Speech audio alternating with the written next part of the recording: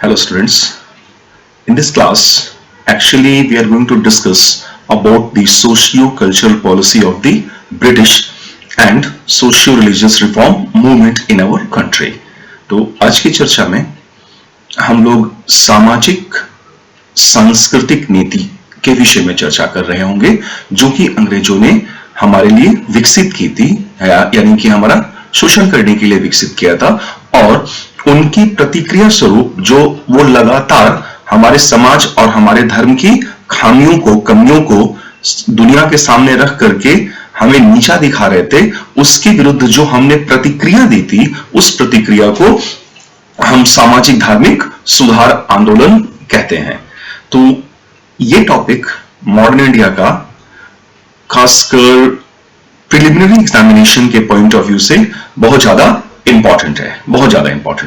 Mains में तो जो है वो है ही, है ना। फिलहाल हमारा फोकस प्रीलिम्स पे है, प्रीलिम्स के रिवीजन पे ज्यादा है, लेकिन मेंस के बहुत ज्यादा इंपॉर्टेंट टॉपिक है। जितने क्वेश्चंस मेंस में या प्रीलिम्स में इंडियन नेशनल मूवमेंट से आते हैं, उतना अकेले इस एक टॉपिक से आ जाता है, socio cultural policy of the British and socio religious reform movement.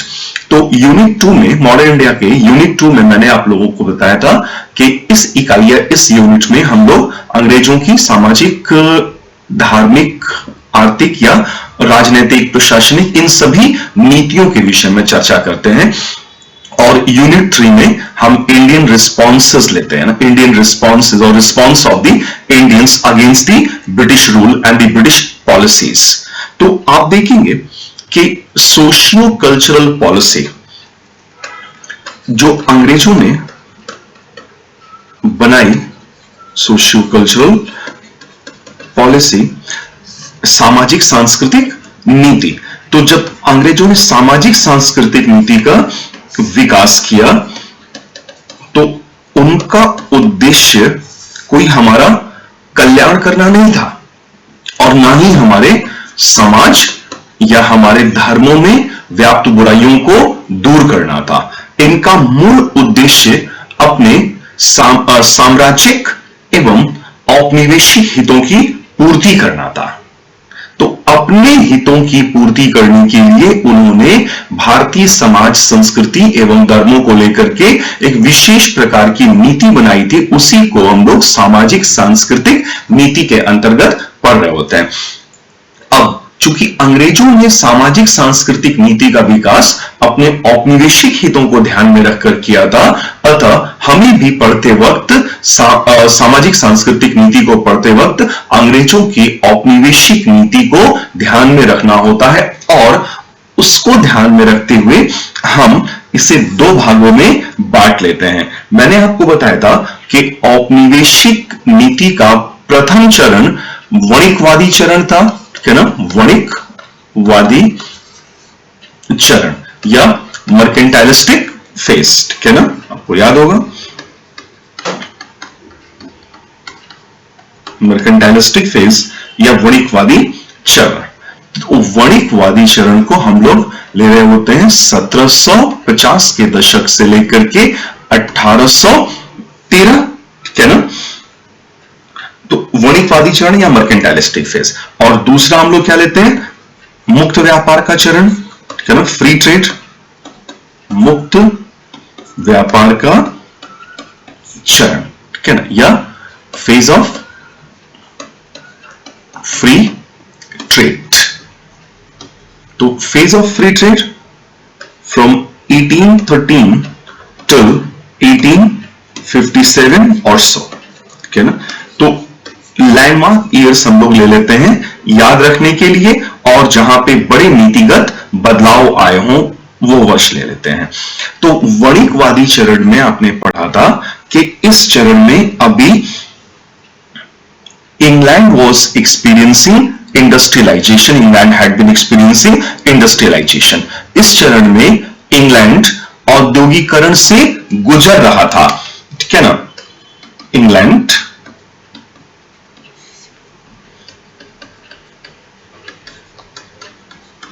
औद्योगिकरण से गुजर रहा था, यानी कि एक्सपीरियंस कर रहा था औद्योगिकरण, ठीक है ना।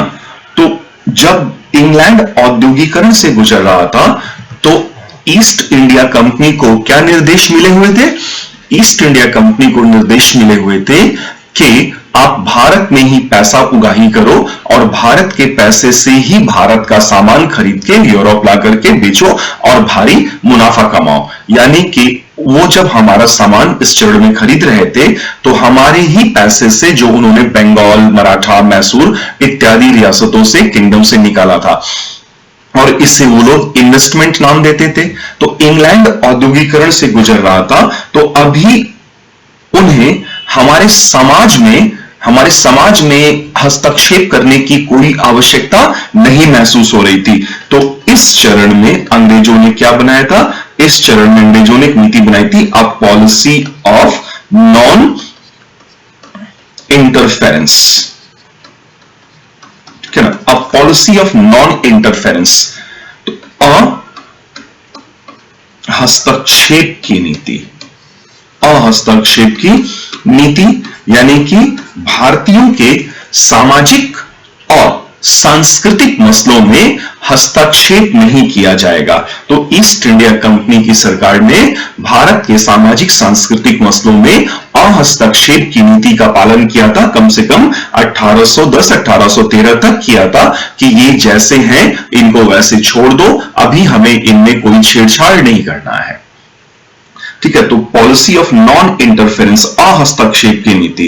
ठीक है ना, तो धार्मिक, सामाजिक एवं सांस्कृतिक मामलों में, ठीक है, किसमें? A policy of non interference in the religious, social and cultural matters of the Indians। छूना ही नहीं है, टच ही नहीं करना है।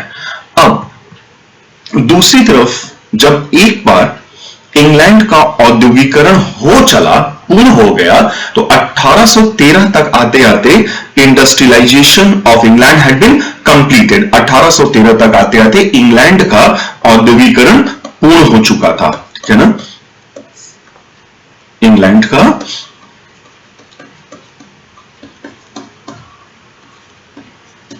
औद्योगिकरण संपन्न हो चुका था। ठीक है ना, so the process of industrialisation of England had been completed and England was experiencing industrial revolution, और व्यापक पैमाने पर उनके कल कारखानों में विनिर्मित वस्तुओं का निर्माण हो रहा था। ठीक है ना, तो इसको हम लोग कहते हैं औद्योगिक क्रांति या इंडस्ट्रियल रिवॉल्यूशन। अब औद्योगिक क्रांति ने, मैंने आपको बताया था कि औद्योगिक क्रांति ने कई मांगों को उत्पन्न किया है ना, जैसे कच्चे माल की आपूर्ति, ठीक है ना, कच्चे माल एवं खनिज संसाधन, ठीक है ना, कच्चे माल एवं खनिज संसाधनों की आपूर्ति एक है।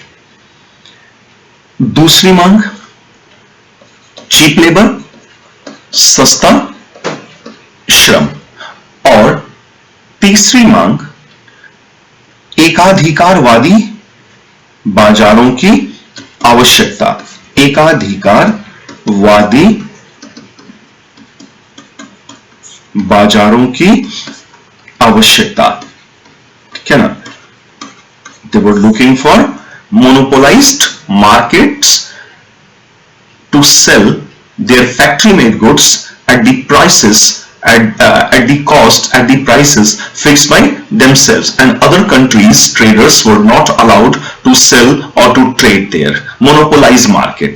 ठीक है ना, तो ये तीन चीजें थी और इन तीन आवश्यकताओं ने ईस्ट इंडिया कंपनी को बाध्य किया, मजबूर किया कि वो सक्रिय कदम उठाएं और भारत के समाज और संस्कृति को इस तरह से मोड़े, इस तरह से परिवर्तित करें कि इंडियंस या ये भारतीय लोग जो हैं वो अंग्रेजों का रहन सहन सीखें, अंग्रेजों के तौर तरीके सीखें, उनका पहनावा सीखें, उनके जैसे खान पान और उनके जैसे सामान खरीदना सीखें।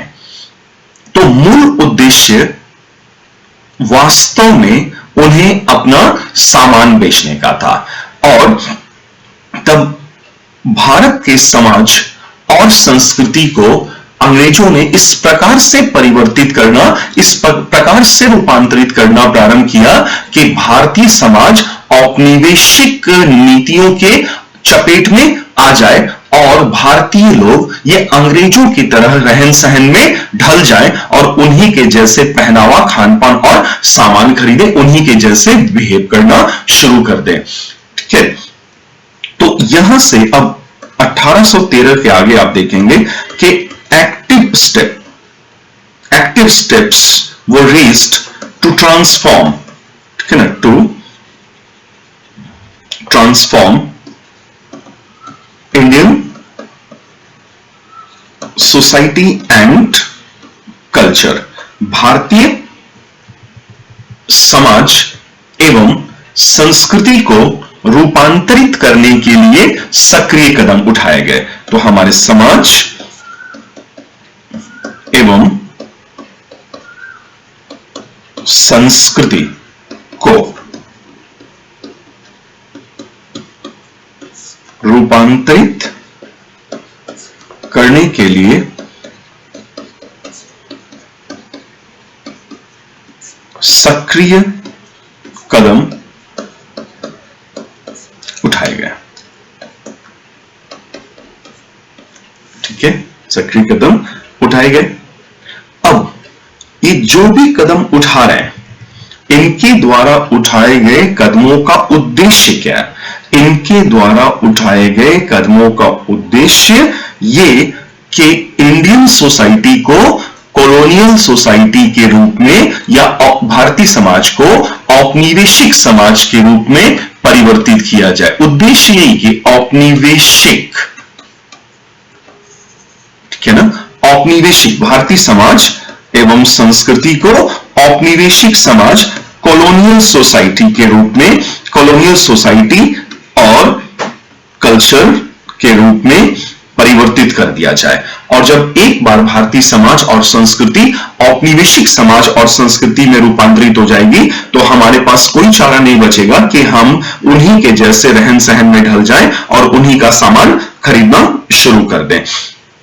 तो अंग्रेजों ने जो भी कुछ कदम उठाए, आप देखेंगे कि कई बार हमें यह लगता है कि अंग्रेज बड़े भले लोग थे, बड़े अच्छे लोग थे और उन्होंने हमारे समाज और हमारे संस्कृति में व्याप्त बुराइयों को दूर करने के लिए कानून बनाए थे।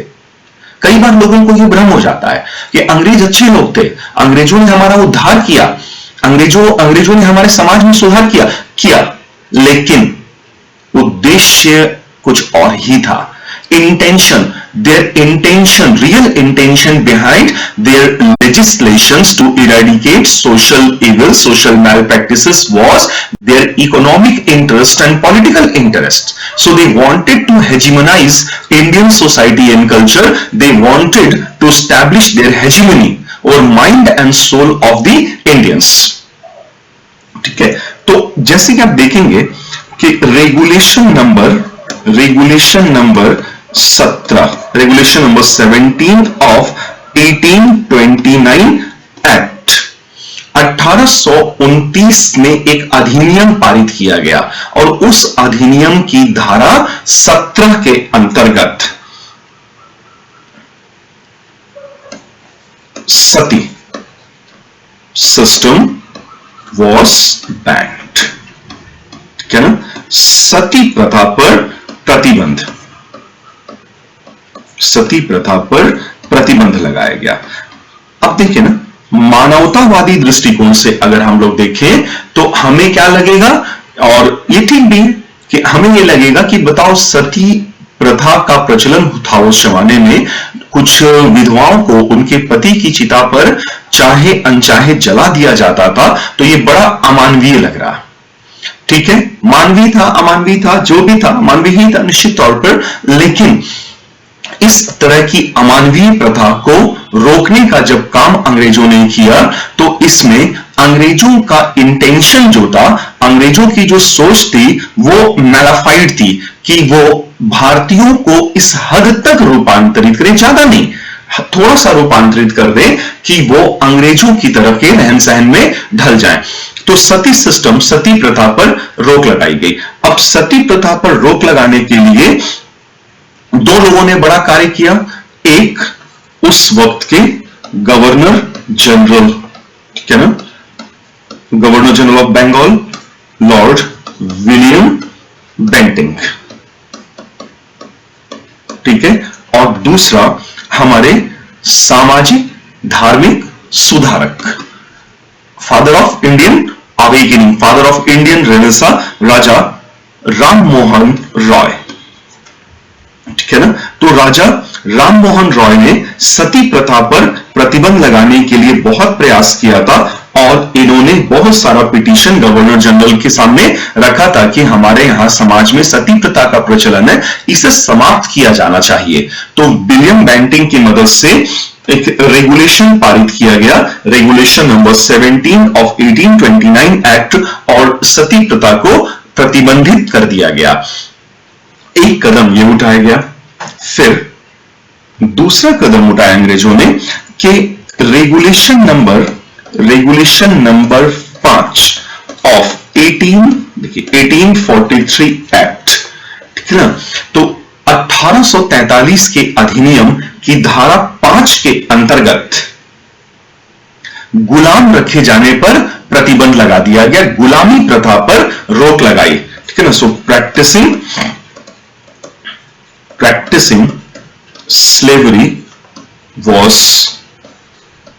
declared an illegal act, गैरकानूनी, इसे गैरकानूनी बना दिया गया कि ये गैरकानूनी होगा, और जो भी व्यक्ति गुलाम रखेगा उसे सजा दी जाएगी। तो रेगुलेशन, उस पर केस चलेगा, मुकदमा चलेगा, उसे सजा मिलेगी, अर्थदंड लगेगा। तो regulation number 5 of 1843 act put a ban on practising slavery. तो ये भी एक मानवतावादी नजरिए से ये भी एक बेहतर कदम दिखाई दे रहा है। और इसके अलावा भी आप देखेंगे और भी बहुत सारे कदम अंग्रेजों ने उठाए थे, जैसे कि रेगुलेशन नंबर 15 ऑफ 1856 एक्ट, 1856 में पारित किया गया अधिनियम की धारा 15, ठीक है ना। और इसमें विडो रीमैरिजेस को लीगलाइज किया गया, सही किया गया कि भाई ये विडो रीमैरिजेस होना चाहिए, विडो रीमैरिजेस, ठीक है ना, वर्ड मेड लीगलाइज्ड, कि विधवा पुनर्विवाह होगा, और इसे अगर कोई विधवा पुनर्विवाह करना चाहती है तो कोई उसे रोक नहीं सकता है। तो ये रेगुलेशन नंबर 5, ठीक है, ये 1856। और इसके अलावा आप देखेंगे 1872 में नेटिव मैरिज एक्ट आया था, नेटिव मैरिज एक्ट 1872, ठीक है। और एक चीज यहां पे आप याद रखिएगा कि रेगुलेशन विडो रीमैरिजेस को लीगलाइज कराने के लिए जिन्होंने बहुत ज्यादा काम किया था, वो संस्कृत के प्रकांड विद्वान और एक कॉलेज के प्रिंसिपल पंडित ईश्वरचंद विद्यासागर। तो देखिए ये एफर्ट लगाया था इसके लिए पंडित ईश्वरचंद विद्यासागर उनका नाम नहीं था, कहा जाता था उन्हें विद्या का सागर, एन ओशन ऑफ नॉलेज। पंडित ईश्वरचंद विद्यासागर के अथक प्रयासों से यह संपन्न हो पाया था, ठीक है। और फिर नेटिव मैरिज एक्ट ऑफ 1872, ठीक है ना। तो इस नेटिव मैरिज एक्ट में मिनिमम मैरिजेबल एज तय किया गया कि इस लड़का और लड़की के विवाह की न्यूनतम आयु निर्धारित की जानी चाहिए। तो minimum marriageable age for boys and girls, ठीक है ना। तो बॉयज के लिए 18 और गर्ल्स के लिए 14, ये मिनिमम एज तय किया गया। नेटिव, इसी को बोलते हैं नेटिव मैरिज एक्ट 1872, ठीक है ना। तो अब लड़कों के लिए न्यूनतम आयु 18 और लड़कियों के लिए न्यूनतम आयु 14, इससे कम में विवाह बाल विवाह की श्रेणी में आ जाएगा और नल एंड वॉइड कर दिया जाएगा, ऐसा विवाह खारिज हो जाएगा। तो ये आया था अथक प्रयासों से हमारे समाज सुधारक बहराम जी एम मालाबारी, ठीक है ना, इन लोगों के प्रयासों से आया था। तो अब हम यहां क्या देख रहे हैं, हम देख रहे हैं कि भारतीय लोग भी हमारे अपने सामाजिक धार्मिक सुधारक जैसे राजा राम मोहन रॉय, ईश्वर चंद्र विद्यासागर, है ना, या फिर बहराम जी मालाबारी और अन्य भी बहुत सारे सामाजिक धार्मिक सुधारक, ये लोग हमारे समाज में व्याप्त, हमारे धर्मों और संस्कृतियों में व्याप्त बुराइयों को दूर करने के लिए लगातार प्रयासरत थे। वहीं दूसरी ओर इन्हें कुछ अंग्रेजों का भी समर्थन प्राप्त हो रहा था, लेकिन ज्यादातर अंग्रेज जो ऐसी चीजों का समर्थन कर रहे थे उनका दृष्टिकोण मानवीय नहीं था, ह्यूमैनिटेरियन अप्रोच नहीं था। उनका दृष्टिकोण यह था कि इसी बहाने हम ये दिखा देंगे, दुनिया को दिखाएंगे कि देखो हम लोग भारत में भारतीयों का उद्धार करने के लिए आए हैं और हम उनके समाज को ठीक कर रहे हैं, उनकी बुराइयों को दूर कर रहे हैं, अतः भारतीयों पर शासन करना जायज है। तो वो अपने शासन को, अपने शोषण को छुपाने के लिए, पर्दा डालने के लिए ऐसे काम कर रहे थे। और एक और उद्देश्य यह भी था कि इसी बहाने हम दुनिया के सामने भारतीयों की पोल पट्टी खोलेंगे कि इनकी अच्छाइयों को दुनिया के सामने नहीं रखेंगे, इनकी बुराइयों को दुनिया के सामने रखेंगे और ये दुनिया को दिखाएंगे कि ये सब असभ्य, जंगली और बारबेरियंस, बर्बर लोग हैं और अंग्रेज चूंकि भारत में आए हैं तो ये उनका उद्धार करने के लिए आए हैं। तो ये आइडियोलॉजिकल हेजिमनी स्टैब्लिश करने जैसा था, ये विचारधारात्मक प्रभुत्व की स्थापना करने जैसी बात थी। तो real intention of many Britishers in India behind passing such legislation was malafide, wrong intention, malafide intention था, ठीक है ना। तो ये पूरा पॉलिसी दिखाई दे रहा है हमें ना। तो अब इस अंग्रेजों की इस पूरी नीति में आप एक चीज ध्यान देंगे कि जो एटीट्यूड ऑफ द ब्रिटिशर्स है इंडियन सोसाइटी और कल्चर के लिए, एटीट्यूड ऑफ द ब्रिटिशर्स, अंग्रेजों में भी कुछ अलग अलग मत आपको दिखाई देंगे। एटीट्यूड ऑफ द ब्रिटिशर्स में एक उनका दृष्टिकोण, अंग्रेजों का दृष्टिकोण, ठीक है ना। तो दृष्टिकोण एक तो आपको दिखाई देगा कि कुछ अंग्रेज जो कि कंजर्वेटिव नजर आ रहे हैं हमें, कंजर्वेटिव, और वो ये चाह रहे हैं कि जो जैसा है वैसा छोड़ दो, क्या जरूरत है हमें इंडियंस के इंटरनल मैटर में इंटरफेयर करने का। So they wanted to maintain status quo, यानी कि जो है वैसा रहने दो। और ये लोग दरअसल नो चेंजर्स कहे गए, अपरिवर्तनवादी, ठीक है ना, अपरिवर्तनवादी, यानी कि जिन्हें भारतीय समाज और संस्कृति में व्याप्त बुराइयों से कुछ लेना देना नहीं था और वो भारतीय समाज में कोई भी परिवर्तन के पक्ष में नहीं होते थे। तो एक तरफ कंजर्वेटिव, कुछ अंग्रेज कंजर्वेटिव हमें दिखाई दे रहे हैं, और दूसरी तरफ आप कुछ अंग्रेजों को देखेंगे ना तो वो प्रो चेंजर्स नजर आते हैं, प्रो चेंजर्स, ठीक है ना, मतलब परिवर्तन चाहने वाले, ठीक है ना, प्रो चेंजर्स। तो ये न्यू एटीट्यूड वाले लोग हैं, न्यू एटीट्यूड, ये परिवर्तन चाहने वाले लोग थे। तो परिवर्तन, इन्हें हम लोग कहते हैं ये परिवर्तनवादी हैं, परिवर्तनवादी, न्यू एटीट्यूड के साथ, नए दृष्टिकोण के साथ परिवर्तनवादी। और ये भारतीय समाज और संस्कृति की घोर आलोचना करते थे, शार्पली क्रिटिकल दे वर, और दे held sharply critical views of Indian society and culture, ठीक है ना, भारतीय समाज और संस्कृति की घोर आलोचना, ठीक है ना, घोर आलोचना। ये ना, हाईली क्रिटिकल, घोर आलोचना। और इनको क्या लग रहा है, क्यों ऐसे ही कर, इनको ये लग रहा है कि इंडियन सिविलाइजेशन जो है, इंडियन सिविलाइजेशन ये स्टैटिक है, ठहरा हुआ है।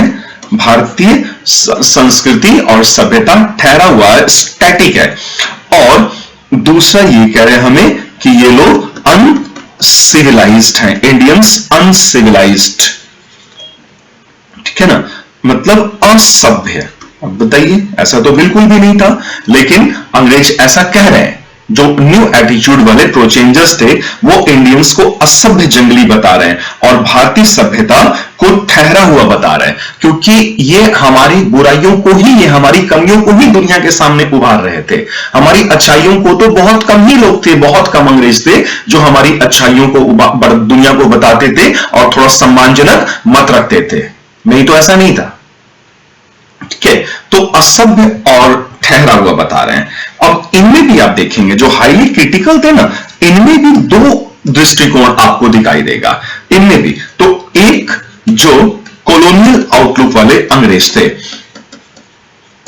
कॉलोनियल आउटलुक, जो औपनिवेशिक दृष्टिकोण, ठीक है ना, तो एकदम जो घोर औपनिवेशिक दृष्टिकोण था प्रो-चेंजर्स में, औपनिवेशिक दृष्टिकोण, ठीक है ना, कॉलोनियल आउटलुक। तो ये कोई एफर्ट नहीं लगाना चाहते थे, नो एफर्ट्स, ये कोई भी प्रयास नहीं करना चाहते हैं कि भारतीय समाज और संस्कृति में व्याप्त बुराइयों को दूर करने का कोई प्रयास नहीं करना है, प्रयास ही नहीं करना है दरअसल। तो ये लोग क्या सोच रहे हैं ना कि भारतीय अब गुलाम हैं तो ये गुलाम रहें, ये इसी लायक हैं, ये गुलाम बने रहने के लायक हैं, ठीक है ना। तो ये एक रणनीति थी, ये भी सोची समझी एक चाल थी कॉलोनियल आउटलुक कि भारत को सदैव सदैव के लिए अंग्रेजी राज के अधीन में रहना चाहिए, गुलामी में रहना चाहिए, ठीक है ना। So they actually justify political and economic enslavement of India. They justify political and economic enslavement of India, and therefore India must permanently remain under the British tutelage, ठीक है ना। यानी कि ये जो लोग हैं कॉलोनियल आउटलुक वाले अंग्रेज है, औपनिवेशिक दृष्टिकोण वाले अंग्रेज, ये कह रहे हैं कि भारतीय समाज और सभ्यता को में व्याप्त बुराइयों को दूर करने का कोई प्रयास नहीं करना चाहिए। और चूंकि ये इंडियंस इसी लायक है, ऐसा अंग्रेज कह रहे हैं बार बार कि इंडियंस इसी लायक है कि ये परमानेंटली, ये स्थायी रूप से हमेशा हमेशा के लिए अंग्रेजों के अधीन रहें। तो वे, उनका दृष्टिकोण देखिए क्या निकल के आ रहा है, भारतीयों को सदैव के लिए, हमेशा हमेशा के लिए, सदैव के लिए अंग्रेजी राज के अधीन, ठीक है ना, रखा जाना चाहिए, सदैव के लिए अंग्रेजी राज के अधीन रखा जाना चाहिए, ठीक है, एक ये। और इनमें जो दूसरा गुट है, वो दूसरा गुट रेडिकल्स का है, उग्र, जो उग्र दृष्टिकोण रखते थे वो रेडिकल्स कहलाए, ठीक है, उग्र दृष्टिकोण। और इन लोगों का यह मानना था कि ऐसा नहीं है कि भारतीय समाज और संस्कृति में ये जो व्याप्त बुराइयां हैं ये सदैव सदैव के लिए स्थायी हैं, और हर एक समाज में आगे बढ़ने और उठ खड़ा होने की प्रवृत्ति होती है। हर एक समाज अपने अंदर में व्याप्त बुराइयों को दूर करने का कभी ना कभी प्रयास जरूर करता है। तो ये उग्र दृष्टिकोण वाले लोग थे, ठीक है ना, रेडिकल्स, उग्र दृष्टिकोण। तो ये कह रहे हैं कि India need not always be a falling country.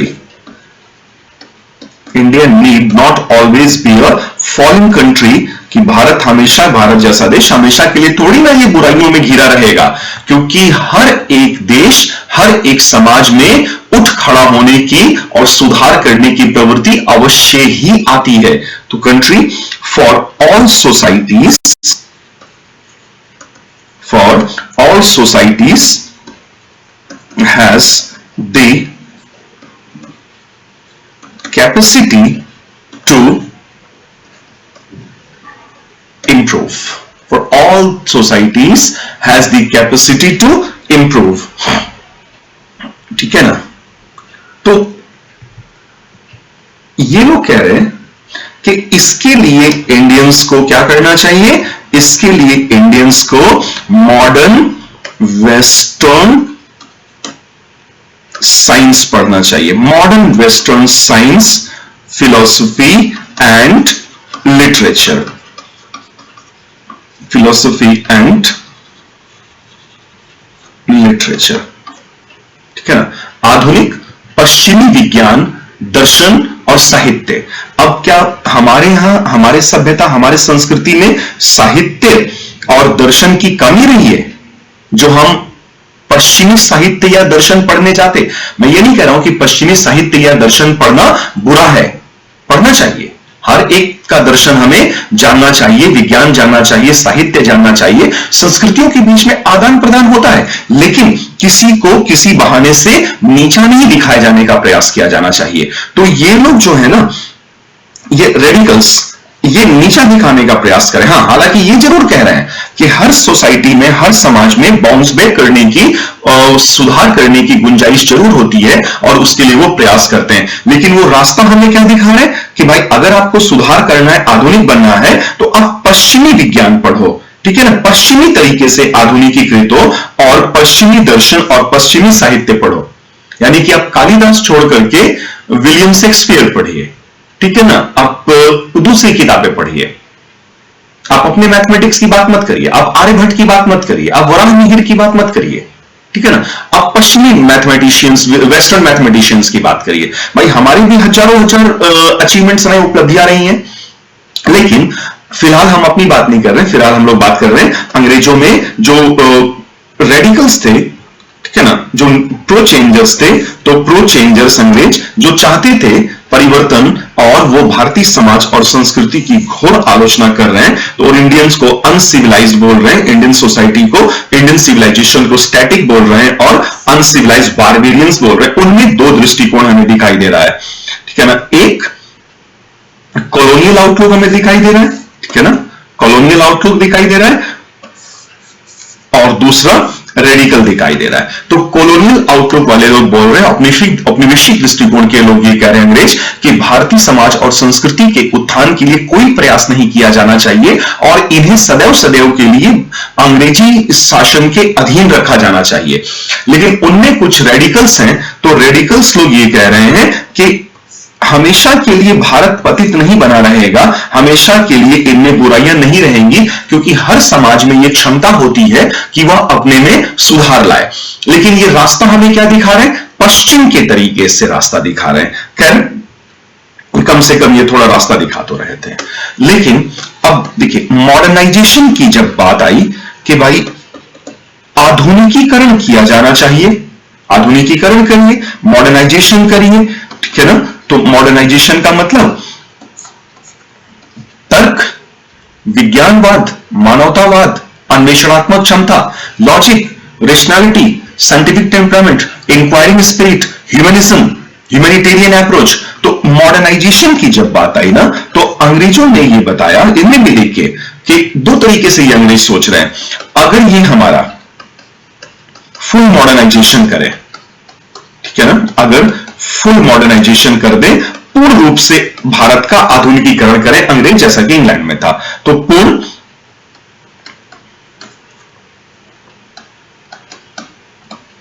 आधुनिकीकरण, ठीक है ना, पूर्ण आधुनिकीकरण।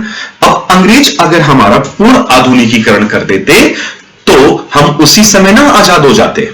तो ये बात अंग्रेजों को भी समझ में आ रही है कि अगर हमने भारतीय समाज का पूर्ण आधुनिकीकरण कर दिया तो ये आजादी की मांग बुलंद कर देते, ठीक है। तो इसीलिए पूर्ण आधुनिकीकरण के तो पक्ष में अंग्रेज कतई नहीं थे कि full modernisation would generate forces, ठीक है ना, would generate forces that would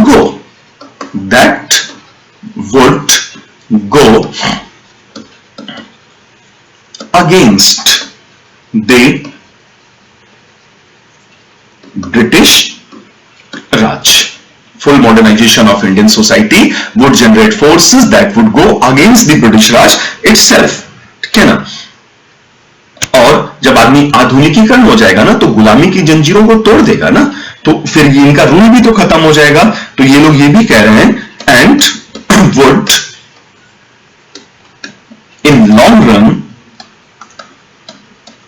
endanger the British supremacy.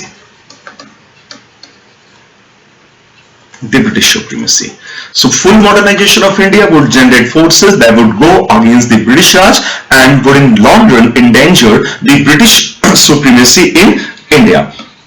कि अगर भारतीयों का पूर्ण आधुनिकीकरण कर देंगे तो पूर्ण आधुनिकीकरण से ऐसी शक्तियां उत्पन्न होंगी जो भारत से अंग्रेजी राज को ही उखाड़ फेंक देंगे और भारतीयों के दिलो दिमाग पर जो ब्रिटिश सर्वोच्चता स्थापित हुई है वो सर्वोच्चता सदैव के लिए टूट जाएगी, वो तिलिस्म हमेशा हमेशा के लिए टूट जाएगा। तो मॉडर्नाइजेशन, तो फुल मॉडर्नाइजेशन अंग्रेजों ने खारिज कर दिया कि भाई इनका फुल मॉडर्नाइजेशन नहीं करेंगे, लेकिन अगर जैसा है वैसा रहने देंगे तो ये हमारा सामान नहीं खरीदेंगे। तो अंग्रेजों ने सोचा कि इंडियंस का कैसा मॉडर्नाइजेशन किया जाए, इंडियंस का मॉडर्नाइजेशन किया जाए सेमी, ठीक है ना, semi modernisation of India, semi modernisation of India, या हम लोग इसको बोल सकते हैं कॉलोनियल मॉडर्नाइजेशन, ठीक है ना, कॉलोनियल मॉडर्नाइजेशन, औपनिवेशिक आधुनिकीकरण, ठीक है ना, औपनिवेशिक आधुनिकीकरण, ठीक है ना, यानी कि इतना ही आधुनिकीकरण करो जितने में अंग्रेजों के औपनिवेशिक हितों की पूर्ति होती रहे, क्योंकि अधिक आधुनिकीकरण कर देंगे, पूर्ण आधुनिकीकरण कर देंगे तो उससे ब्रिटिश राज ही संकट में आ जाएगा, भारत और भारत आजाद होने का पूरा प्रयास करने लगेगा। तो इन्होंने औपनिवेशिक आधुनिकीकरण किया, ठीक है ना, और इसका मतलब होता है औपनिवेशिक आधुनिकीकरण का मतलब हुआ with in the parameters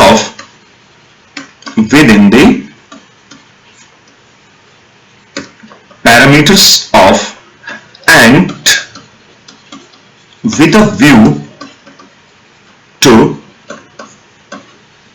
promote colonialism, ठीक है ना।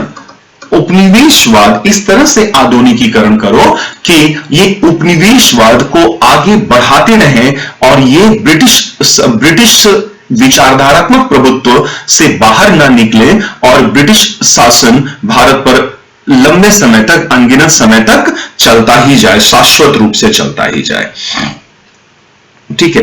तो ये सब चल रहा था अंग्रेजों के दिमाग में। अब देखिए जो इंडियन लोग थे, भारतीय लोग थे, वो अपने समाज और अपनी संस्कृति में व्याप्त बुराइयों को दूर करने का प्रयास करना शुरू करने लगे थे, क्योंकि वो सीख रहे थे। क्या सीख रहे थे? वो ये देख रहे थे कि उन पे दो तरफा प्रहार हो रहा है, ठीक है ना, दो तरफा प्रहार हो रहा था। तो उस दो तरफा प्रहार का मुकाबला करने के लिए ही सोशियो रिलीजियस रिफॉर्मर्स आगे आए। देखिए, socio religious reformers, India, Bharat के सामाजिक धार्मिक सुधारक, इनको दो मोर्चे पर लड़ाई लड़नी पड़ रही है, टू फ्रंट, ठीक है ना, दो मोर्चे पे लड़ाई लड़ रहे हैं ये लोग। एक मोर्चा खुद अपना समाज और अपनी संस्कृति, ठीक है ना, एक मोर्चा क्या है, to weed out corrupt practices from Indian society and culture, भारतीय समाज और संस्कृति से बुराइयों को उखाड़ फेंका जाए। एक ये अपने अपने आप से लड़ाई, और दूसरी लड़ाई कहां चली, दूसरी लड़ाई अगेंस्ट द कॉलोनियल हेजिमनी, दूसरी लड़ाई जो अंग्रेज हमारे दिलो दिमाग पर छाते जा रहे थे और सैकड़ों हजारों भारतीय अंग्रेजों को अपना माई बाप मानने लगे थे, तो कॉलोनियल हेजिमनी से भी लड़ना था। तो हमारे सामाजिक धार्मिक सुधारक दो मोर्चों पे एक साथ लड़ाई लड़ रहे थे, दो मोर्चों पे लड़ाई चल रही थी, दो फ्रंट पर संघर्ष। एक स्वयं, ठीक है ना, खुद के हमारे समाज और संस्कृति में व्याप्त बुराइयों को दूर करना, स्वयं में व्याप्त बुराइयों से संघर्ष, ठीक, एक संघर्ष है कि स्वयं में व्याप्त बुराइयां, उनसे संघर्ष, और दूसरी तरफ औपनिवेशिक विचारधारात्मक प्रभुत्व से संघर्ष, औपनिवेशिक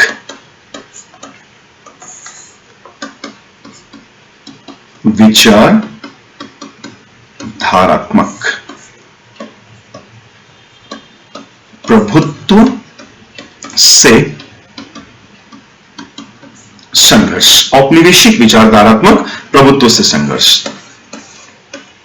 ठीक है, दो तरफा संघर्ष चला रहे हैं, ठीक है। हमारे रिफॉर्मर्स लाइक राजा राम मोहन रॉय, ठीक है ना, ईश्वरचंद विद्यासागर, केशव चंद्र सेन, देवेंद्रनाथ टैगोर एंड राजा राम मोहन रॉय तो मैंने आपको बोला, और इसके अलावा स्वामी दयानंद सरस्वती, महान दार्शनिक स्वामी विवेकानंद, सर सैयद अहमद खान, नौरोजी फरदौन जी, और भी बहुत सारे सामाजिक धार्मिक सुधारक। तो अब भारत में भी ना धीरे धीरे करके सामाजिक धार्मिक सुधार आंदोलन तेजी से बढ़ रहे थे, और उनके कारण अगर आप देखेंगे ना, कॉजेस ऑफ सोशियो रिलीजियस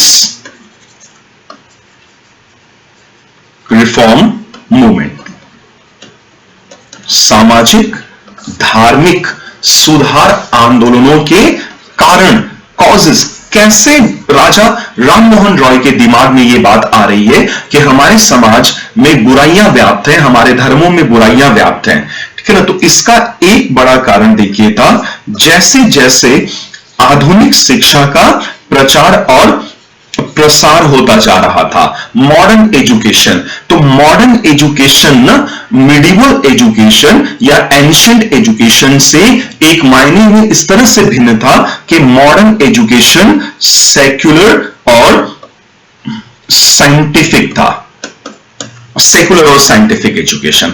तो जब साइंटिफिक एजुकेशन होता ना, तो साइंटिफिक एजुकेशन वैज्ञानिक शिक्षा से हमारे दिमाग में एक बात समझ में आ जाएगी कि 10 साल की बच्ची, 12 साल के लड़के लड़कियों का जो विवाह हो रहा है 15 साल में, तो 12 या 15 साल की लड़की वो मां बनने की उम्र नहीं होती है, और 14 और 15 साल की लड़की अगर मां बनने लगेगी तो फिर उसका स्वयं का जीवन और गर्भ में पल रहे बच्चे का भी जीवन संकट में पड़ जाएगा। तो मेडिकल ग्राउंड पे आप देखेंगे, वैज्ञानिक दृष्टिकोण पे देखेंगे, तो समझ में आ जाएगा कि बाल विवाह कोई सही काम नहीं हो रहा था। तो ऐसे लोगों के दिमाग में यह बात आने लगी कि ये तो बाल विवाह तो गड़बड़ है। किसी भी दृष्टिकोण से देखिए, सती प्रथा, मानवतावादी दृष्टिकोण से देखिए, स्त्रियों के दृष्टिकोण से देखिए, किसी भी दृष्टिकोण से देखेंगे तो सती प्रथा सदैव ही अमानवीय ही प्रतीत होता है।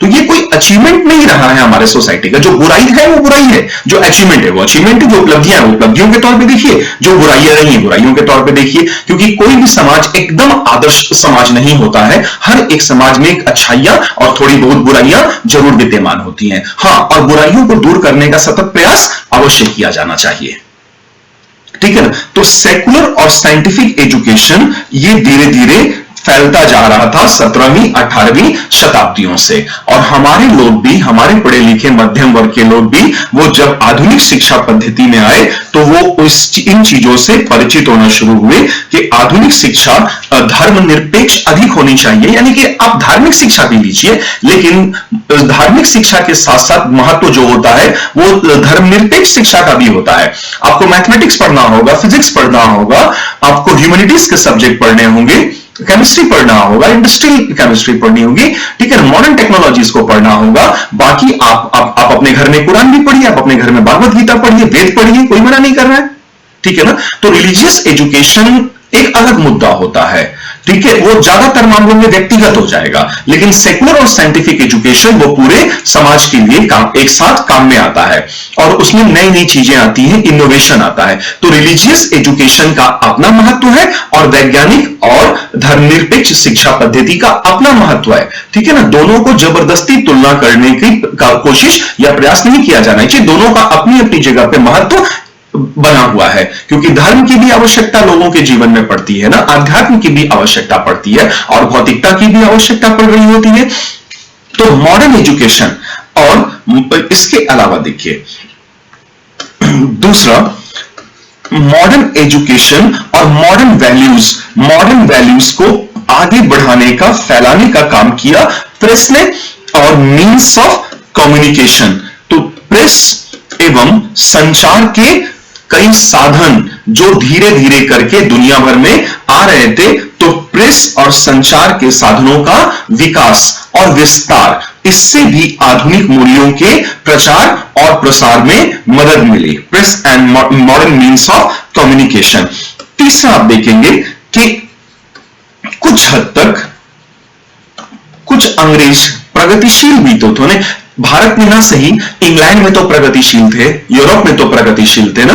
तो progressive attitude of the British, अंग्रेजों का प्रगतिशील कदम, ये प्रगतिशील लोग थे वो। ये हमारे यहां भले ही उन्होंने बहुत अधिक प्रगतिशीलता का परिचय नहीं दिया, ठीक है ना, हमारे यहां रेशियल डिस्क्रिमिनेशन जैसे तमाम बुराइयां वो फॉलो कर रहे थे, लेकिन अपने देश में वो प्रगतिशील बने हुए थे। तो progressive attitude of the Britishers, इससे हमारे सामाजिक धार्मिक सुधारकों ने काफी कुछ सीखा। जैसे उन्होंने इंपॉर्टेंट सीखा लॉजिक का, लॉजिक के साथ रेशनैलिटी, तर्क, तार्किकता, ठीक है ना, इंक्वायरिंग स्पिरिट, अन्वेषणात्मक, इंक्वायरिंग स्पिरिट या अन्वेषणात्मक क्षमता, ठीक है, और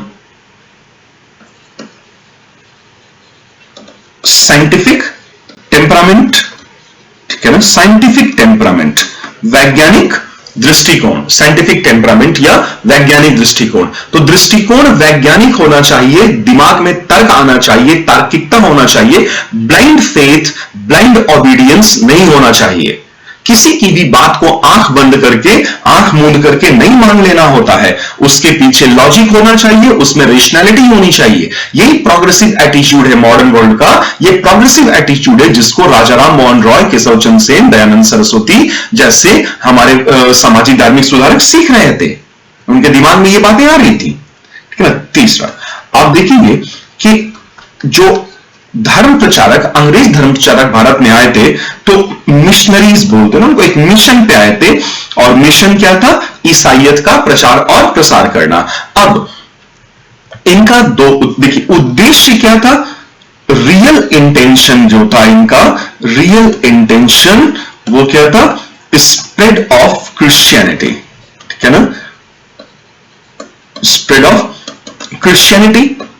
और ये क्रिश्चियनिटी का स्प्रेड कराना, इसके लिए कुछ कदम उठाते थे। जैसे आप देखिए ये एजुकेशन सेक्टर में इन्होंने बहुत सारा काम किया, और ये स्कूल्स और कॉलेजेस खोला करते थे, स्कूल्स और कॉलेजेस, और हॉस्पिटल्स खोलते थे, ठीक है ना, हॉस्पिटल्स और स्कूल्स और कॉलेजेस। तो इससे खासकर जो स्कूल्स और मिशनरी स्कूल्स और कॉलेजेस, कॉन्वेंट स्कूल्स और कॉलेजेस खोले ना, तो इससे मॉडर्न एजुकेशन फैला तो जरूर, इससे हम इनकार नहीं कर सकते हैं, यद्यपि कि बैकग्राउंड में वो क्रिश्चियनिटी का स्प्रेड चल रहा होता था, लेकिन मॉडर्न एजुकेशन आया और मॉडर्न, काफी हद तक मॉडर्न एजुकेशन लगाई उन्होंने, और मॉडर्न एजुकेशन से ये scientific temperament, enquiring spirit, rationality, logic, ये सब भी तो फैलेगा ना। और धीरे धीरे बहुत सारे भारतीयों के दिमाग में आता जा रहा था कि उनके समाज और संस्कृतियों में जो बुराइयां व्याप्त है, उन बुराइयों को जल्दी से जल्दी हमें दूर करना होगा, क्योंकि लगातार अंग्रेज हमारे पर प्रहार कर रहे थे कि ये सब असभ्य, जंगली और बर्बर लोग हैं। तो इसको हम लोग 5वें पॉइंट में, चौथे पॉइंट में ले रहे हैं, attack of the Britishers, attack by the Britishers, ठीक है ना। वो हमारे पर लगातार प्रहार कर रहे थे, हमें नीचा दिखाने का प्रयास कर रहे थे, ठीक है ना। और एक चीज और पिछले कुछ लेक्चर्स में मैंने आपसे डिस्कस किया था, एक कंट्रोवर्सी थी अंग्रेजों की ही बीच में इंडिया में, ओरिएंटलिस्ट वर्सेस एंग्लिसिस्ट कंट्रोवर्सी, ठीक है ना। तो आंग्ल प्राच्यवादी विवाद, ओरिएंटलिस्ट वर्सेस एंग्लिसिस्ट कंट्रोवर्सी, आंग्लवादी एवं प्राच्यवादी विचार। तो आंग्लवादी भारतीय सभ्यता, संस्कृति, भाषाओं, साहित्य के लिए सम्मान का भाव नहीं रखते थे, और हमारे उपलब्धियों को, साहित्यिक भाषागत उपलब्धियों को वो एकदम न्यूनतम करके बताते थे। जब एंग्लिसिस्ट जो मैंने बोला, वो एंग्लिसिस्ट के बारे में था, दरअसल इधर लिख गया वो, इस वजह से थोड़ा सा कंफ्यूजन हो गया। तो एंग्लिसिस्ट, जैसे मैकाले का क्या मानना था? मैकाले का यह मानना था कि भारतीयों के जो साहित्य हैं, इनकी किताबें हैं, इनका इतना ही महत्व है कि ये यूरोप के किसी एक लाइब्रेरी से ज्यादा महत्व नहीं रखते हैं। यानी कि सीधे सीधे हमारी उपलब्धियों को एकदम नीचा करके दिखाना, एकदम कम, न्यूनतम करके दिखाना और हमें नीचा दिखाना। जबकि दूसरी तरफ जो दूसरा गुट था, वो जो ये चाहता था कि भारत में आने वाले अंग्रेज वर्नाक्यूलर्स यानी कि भारतीय भाषाएं सीखे, प्राच्यवादी, जिनमें सर्वप्रमुख नाम आता है वॉरेन हेस्टिंग, जोनाथन डंकन और विलियम जोन्स का। तो वॉरेन हेस्टिंग, जोनाथन डंकन और विलियम जोन्स ये भारतीय सभ्यता, संस्कृति, साहित्य, भाषाओं के प्रति सम्मान का भाव रखते थे, और ये चाहते थे कि अंग्रेज लोग भारतीय भाषा और साहित्य अवश्य सीखें, ठीक है ना। तो ये कारण रहे हैं कि सामाजिक धार्मिक सुधार आंदोलन भारत में जो प्रारंभ हुए 19वीं शताब्दी के पूर्वार्ध में, यानी कि 1801 से 1810 1815 से आगे जो ये प्रारंभ हुए ना सामाजिक धार्मिक सुधार आंदोलन, इनके पीछे, इनके बैकग्राउंड में कई सारे कारक काम कर रहे थे, जिन पे हम लोगों ने अभी चर्चा की। अब जो सबसे महत्वपूर्ण और सबसे बड़ा नाम उस जमाने में हमारे सामाजिक धार्मिक सुधारकों में आता है, वो है राजा। राजा टाइटल था, और जो सेकंड लास्ट मुगल एम्परर था, अंतिम मुगल सम्राट बहादुर शाह द्वितीय जफर, और उनके पहले अकबर द्वितीय, जलालुद्दीन मोहम्मद अकबर नहीं, अकबर द्वितीय, जो सेकंड लास्ट मुगल एम्परर था, वो पेंशनर था अंग्रेजों का, ईस्ट इंडिया कंपनी का, और ईस्ट इंडिया कंपनी ने उसकी पेंशन कम कर दी थी, पेंशन रोक दी थी। तो अकबर द्वितीय ने राजा राम मोहन रॉय से कहा था कि आप मेरे प्रतिनिधि के तौर पे इंग्लैंड जाइए और वहां जाकर के बोलिएगा ब्रिटिश ताज से कि मेरा खर्च नहीं चल पा रहा, पेंशन वगैरह थोड़ी बढ़ा दी जाए। तो उन्होंने ये कहा था कि मैं आपको, राम मोहन रॉय को कहा था कि मैं आपको राजा का टाइटल देता हूं, आप मेरा ये काम कर दीजिए। तो राजा राम मोहन रॉय फिर जाते हैं वहां, और 1834 की बात है, वहीं पर राजा राम मोहन रॉय की डेथ हो जाती है, वहीं पर उनका देहांत हो जाता है। तो ब्रिस्टल में उनका क्रियाक्रम कर दिया जाता है। तो राजा राम मोहन रॉय, ठीक है ना, फ्रॉम बंगाल, राजा राम मोहन रॉय, इन्हें हम लोग जानते हैं फादर ऑफ इंडियन अवेकनिंग के तौर पे, भारतीय पुनर्जागरण या भारतीय जागरण के पिता, क्योंकि शुरुआत ये कह रहे हैं, first leader of India's awakening और फादर ऑफ इंडियाज अवेकनिंग। ठीक है, अब जो राजा राम मोहन रॉय, अब आपको ये दिखाई देगा कि ये इनके अंदर दोनों चीजें, synthesis of west and east, यानी कि जहां से भी अच्छी चीजें मिले, बढ़िया चीजें मिले, प्रगतिशील बातें पता चले, वो सीख लीजिए, चाहे वो वेस्ट हो या फिर ईस्ट हो, चाहे यूरोप से अच्छी चीजें सीखने को मिले, चाहे भारत के सभ्यता और संस्कृति से मिले, वो सीख लेते हैं। तो ये राजा राम मोहन रॉय, ठीक है ना, कि यहां से देखिए, अब इन ये दोनों जगहों से सीख रहे हैं और दोनों जगहों से सीख करके वो मॉडर्न कल्चर की तरफ आगे बढ़ रहे हैं। आधुनिक संस्कृति, पश्चिमी और पूरब की चीजों से, के समाज और संस्कृति से सीख करके मॉडर्न कल्चर लाने की कोशिश कर रहे थे। मॉडर्न कल्चर, फिर इससे सोशल रिफॉर्म्स आएगा, ठीक है ना, सामाजिक सुधार, आधुनिक संस्कृति से सामाजिक सुधार आए, और जब सामाजिक सुधार आएगा तो इंडियन सोसाइटी का रीजनरेशन होगा, ठीक है ना, पुनरुत्थान होगा, regeneration of Indian society and culture, भारतीय समाज और संस्कृति का उत्थान होगा, पुनरुत्थान होगा, रीजनरेशन होगा। और जब सभ्यता और संस्कृति का उत्थान होता है ना, तो फिर उससे हमारे पॉलिटिकल इंटरेस्ट्स आगे बढ़ते हैं, ठीक है, हमारे राजनीतिक हित आगे बढ़ेंगे। तो पॉलिटिकल इंटरेस्ट को, यानी कि राजनीतिक रूप से भारतीयों को एक करने के लिए पहले उनके अंदर व्याप्त बुराइयों को दूर करना था। बुराइयों को दूर करने के लिए सुधार करना होगा, और सुधार करने के लिए आधुनिक संस्कृति की आवश्यकता थी, और उन्होंने नई नई चीजों को वेस्ट से भी सीखा और अपने, यानी कि पश्चिमी समाज से और अपने अतीत से भी सीखा, और भारतीय समाज और संस्कृति को आगे बढ़ाने के लिए बहुमूल्य योगदान भी दिया था। तो ये अप्रोच राजा राम मोहन रॉय का ना, देखिए अप्रोच साइंटिफिक है, तो ये साइंटिफिक और रेशनल अप्रोच के व्यक्ति थे। साइंटिफिक एंड रेशनल अप्रोच इन्होंने रखा हुआ था कि भाई सुधार करना चाहिए। देखिए, सुधार की गुंजाइश हमेशा बनी होती है और हर समाज और हर धर्म में बनी होती है, क्योंकि समय के साथ साथ ना कुछ बुराइयां घुसती ही रहती हैं, और उन बुराइयों से हमें हमेशा लड़ना होता है, उन्हें दूर करने का प्रयास करना होता है।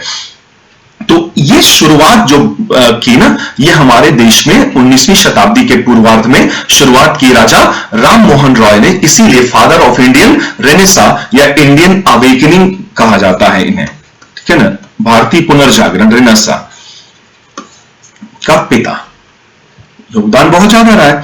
अब क्या ना, कि राजा राम मोहन रॉय ये बहुत विद्वान व्यक्ति हैं, बहुत विद्वान, और ये मल्टीलिंगुअल आदमी, राजा राम मोहन रॉय मल्टीलिंगुअल आदमी, और ये कम से कम 7 से 8 भाषाएं, डजन्स ऑफ लैंग्वेजेस, 1 दर्जन भाषाएं जानते थे, और इनमें पर्शियन, संस्कृत, हिब्रू जैसी भाषाएं भी शामिल थी, फ्रेंच तक इन्हें आती थी। इन्होंने बहुत भाषाओं का अध्ययन किया था, 7 से 8 या शायद इससे भी ज्यादा भाषाओं का अध्ययन किया होगा, और 1809 के पहले से ही ये सक्रिय हो गए थे समाज और धर्मों में व्याप्त बुराइयों को दूर करने में।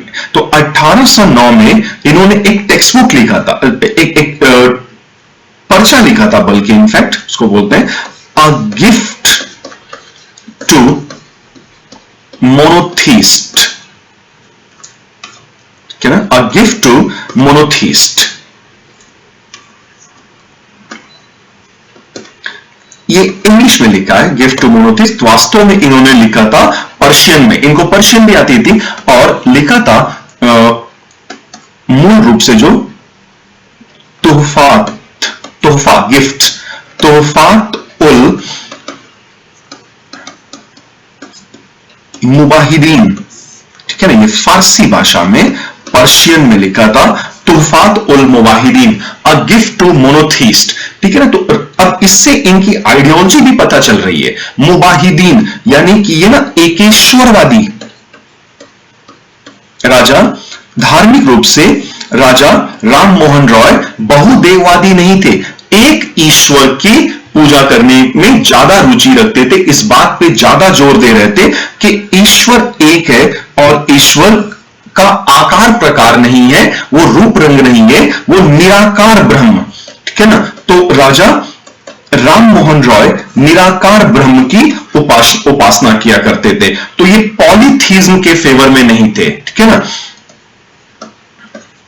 बहुदेववाद के पक्ष में नहीं, इन्हें लगता था कि बहुदेववाद से हिंदू समाज बटा हुआ है, तो हिंदू समाज को जोड़ने के लिए बहुदेववाद की जगह एकेश्वरवाद को आगे बढ़ाया जाना चाहिए, तो यह ज्यादा बेहतर होगा। तो इन्होंने फारसी में ये पैम्फलेट जैसा लिखा था, तोहफात उल मुवाहिदीन, इसी को इंग्लिश में बोल दिया जाता है अ गिफ्ट टू मोनोथीस्ट। तोहफा, गिफ्ट, किसको गिफ्ट? मुवाहिदीन्स। मुवाहिदीन्स का मतलब ऐसा व्यक्ति जो एक ईश्वर या निराकार ब्रह्म में विश्वास रखे, बहुदेववाद में नहीं। तो 1809 की बात है ये, और 1814 में 4-5 साल बाद उन्होंने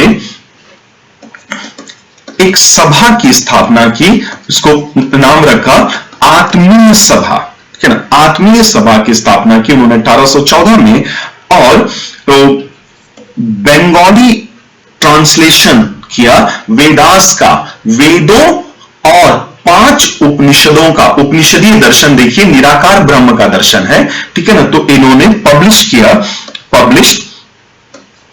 बंगाली ट्रांसलेशन, ठीक है ना, Bengali translation of Vedas and 5 Upanishads, ठीक है ना। आध्यात्मिक दर्शन, उपनिषद, ब्रह्म की उपासना, तो वेदों और 5 उपनिषदों का बंगाली अनुवाद प्रस्तुत किया। बहुत बड़ी बात है, 4 वेदों और 5 उपनिषदों का बंगाली ट्रांसलेशन, बंगाली में अनुवाद करके छपवाया, ठीक है। और 1820 की बात है, इन्होंने ईसाइयत का भी बड़ा गहरा अध्ययन किया, और ईसाइयत का अध्ययन करके इन्होंने एक पुस्तक लिखी, प्रिसेप्ट्स ऑफ जीसस। प्रिसेप्ट्स ऑफ जीसस, ठीक है। प्रिसेप्ट्स ऑफ जीसस ये क्रक्स है, समरी है, ठीक है ना। किसका समरी है? ये क्रक्स ऑफ ओल्ड टेस्टामेंट, ठीक है ना। बाइबल के 2 version, new testament, old testament and new testament. तो इन्होंने जो लिखा वो न्यू टेस्टामेंट का जो रिफाइंड वर्जन था ना बाइबल का, सुधरा हुआ रूप, तो बाइबल के सुधरा हुए रूप पर एक पूरी किताब लिखी इन्होंने, प्रिसेप्ट्स ऑफ जीसस। और इस किताब में इसका मतलब ये हुआ कि अ रोड टू हैप्पीनेस, ठीक है ना। प्रसन्न रहने के तरीके क्या क्या हो सकते हैं, जीवन में प्रसन्नता के क्या पैरामीटर्स हैं, प्रसन्नता कैसे मिलती है, कैसे प्राप्त होती है, इन्होंने इसके लिए ईसाइयत तक का भी अध्ययन किया था। प्रिसेप्ट्स ऑफ जीसस नामक एक पूरी किताब लिखी, ठीक है ना। तो ये फैक्चुअल इंफॉर्मेशंस कॉन्सेप्ट के साथ जोड़ करके पढ़ेंगे ना, तो आपको अच्छे से याद रह जाएंगे, और प्रीलिम्स में, मेंस में जब क्वेश्चंस आएंगे तो आप आसानी से हल कर सकते हैं, ठीक है। तो अब देखिए 4-4, 5-5 साल पे ये सब काम इनका चलता रहता था। तो 1825 में इन्होंने वेदांत कॉलेज की स्थापना कर दी, कि एक के बाद एक के बाद एक कितने सारे काम किए इन्होंने, फादर ऑफ इंडियन अवेकनिंग और इंडियन रेनेसा। तो वेदांता कॉलेज की स्थापना, और एक अंग्रेज घड़ी साज, घड़ी मरम्मत करने वाले व्यक्ति थे डेविड हेयर के साथ ना, तो इसमें उन्होंने मदद ली डेविड हेयर की, और वेदांता कॉलेज की स्थापना की, ठीक है ना। और जिसके लिए राम मोहन रॉय जाने गए, ये वेदांता कॉलेज इसके लिए जाने गए, और वेदांता कॉलेज में वेस्टर्न लर्निंग और ईस्टर्न लर्निंग सब पढ़ाया जाता था। इसमें धार्मिक शिक्षा भी दी जाती थी, वेदांत मतलब उपनिषद, वेदांती शिक्षा, और इसमें पश्चिमी शिक्षा, आधुनिक शिक्षा भी दी जाती थी। तो इन्हें आधुनिक शिक्षा या यूरोपीय शिक्षा से कोई बैर नहीं था, यानी कि जहां से जो मिले, अच्छी बातें मिले, वो सीख लीजिए। यही ऋग्वेद का भी मूल मंत्र है हमारे यहां, कि हमारे ऋग्वेद में क्या मेंशन किया गया, let the knowledge come to us from all the sides. ज्ञान को अपनी तरफ चहुं दिशाओं से आने दो। अपने दिमाग को बंद मत करो, बांधो मत। अपने अंदर बहुत सुपीरियरिटी का, घमंड का भाव मत लाओ, क्योंकि ज्ञान दुनिया में हर जगह व्याप्त है। ज्ञानी लोग, ज्ञानी पुरुष, ज्ञानी महिलाएं हर जगह मिलते हैं। उनसे सीखो। तो सीखना हमारी मूल प्रवृत्ति में होना चाहिए। जहां से भी हमें अच्छी बातें सीखने को मिल जाए, ईस्ट हो या वेस्ट, नॉर्थ, साउथ, कहीं से भी मिल जाए, हमें उन अच्छी बातों को सीख लेना चाहिए। ये हमारे ऋग्वेद में मेंशन किया गया है। और 1828 में राजा राम मोहन रॉय ने एक असेंबली बनाई, ठीक है ना, असेंबली बनाई, एक सभा बनाई, और उस असेंबली में एकेश्वरवादी लोग एकत्रित होते थे, मोनोथिस्टिक लोग एकत्रित होते थे, ठीक है ना। और वो ब्रह्म की उपासना, निराकार निर्गुण ब्रह्म की उपासना किया करते थे। तो असेंबली ऑफ ब्रह्म और असेंबली ऑफ गॉड, तो इन्होंने नाम दिया सभा का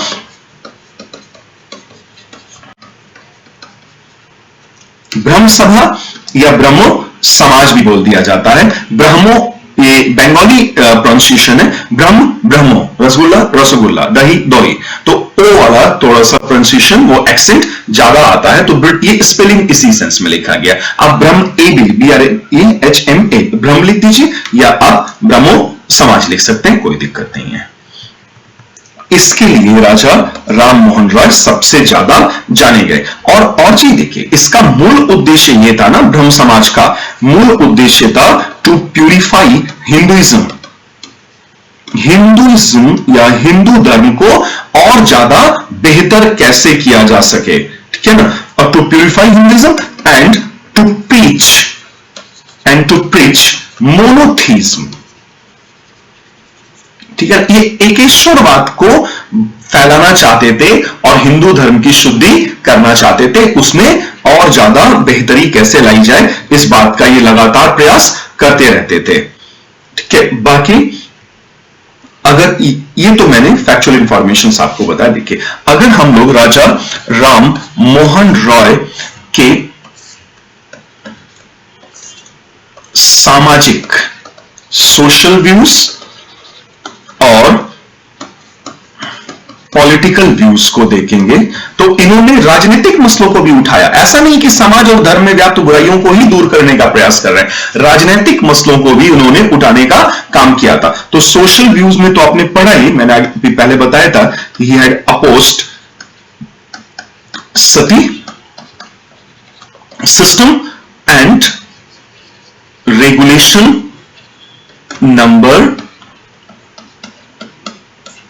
17 of 1829 Act was passed by the force of राजा राम मोहन रॉय, ठीक है। तो स्त्रियों के मुद्दों को इन्होंने मुखरता से उठाया, ठीक है। और इन्होंने यह भी कहा कि स्त्री और पुरुष में कोई भेद नहीं है, बौद्धिकता के स्तर पर, इंटेलिजेंसी के लेवल पर दोनों बिल्कुल बराबर हैं। तो पुरुष स्त्रियों पर अपना आधिपत्य दर्शाने की कोशिश या आधिपत्य जमाने की कोशिश ना करें, उन्हें नीचा दिखाने की कोशिश ना करें। इस बात की उन्होंने निंदा की कि स्त्रियों को आप द्वितीय दर्जे का ना समझे, दोयम दर्जे का ना समझे। इस बात को उन्होंने कंडेम किया कि स्त्री और पुरुष में भेद नहीं है, वो आपके गुलामी में नहीं रहने, वो कमोडिटी नहीं है, उनको बराबर का दर्जा दिया है प्रकृति ने। तो आप भी, हम भी उन्हें बराबर का दर्जा दें। तो ही हैड कंडेम्ड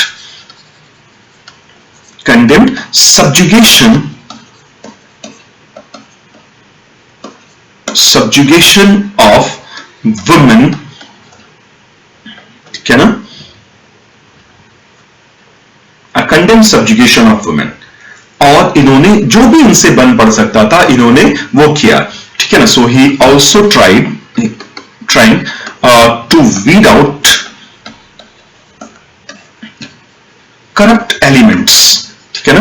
भ्रष्ट आचार व्यवहार को भी दूर करने का भरपूर प्रयास किया था।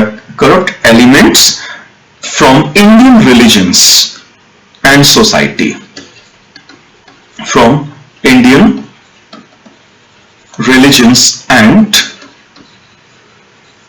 society, ठीक है। दूसरी तरफ आप देखिए कि पॉलिटिकल व्यूज, तो इन्होंने ऐसा नहीं कि सिर्फ सामाजिक मुद्दे ही उठाए, धार्मिक राजनीतिक मुद्दे भी उठाए। जैसे जमींदारी बंदोबस्त में मैंने आपको पढ़ाया था, इन्होंने जमींदारों और किसानों के बीच के मुद्दे को उठाया। और बंगाल, बिहार, उड़ीसा में लगा ही था जमींदारी बंदोबस्त। तो जमींदारी में आपने पढ़ा था कि स्टेट के और किसानों के बीच में जमींदार और किसान, ठीक है ना, पीजेंट्स या किसान। और मैंने आपको पढ़ाया था कि इनके और सरकार और जमींदारों के बीच में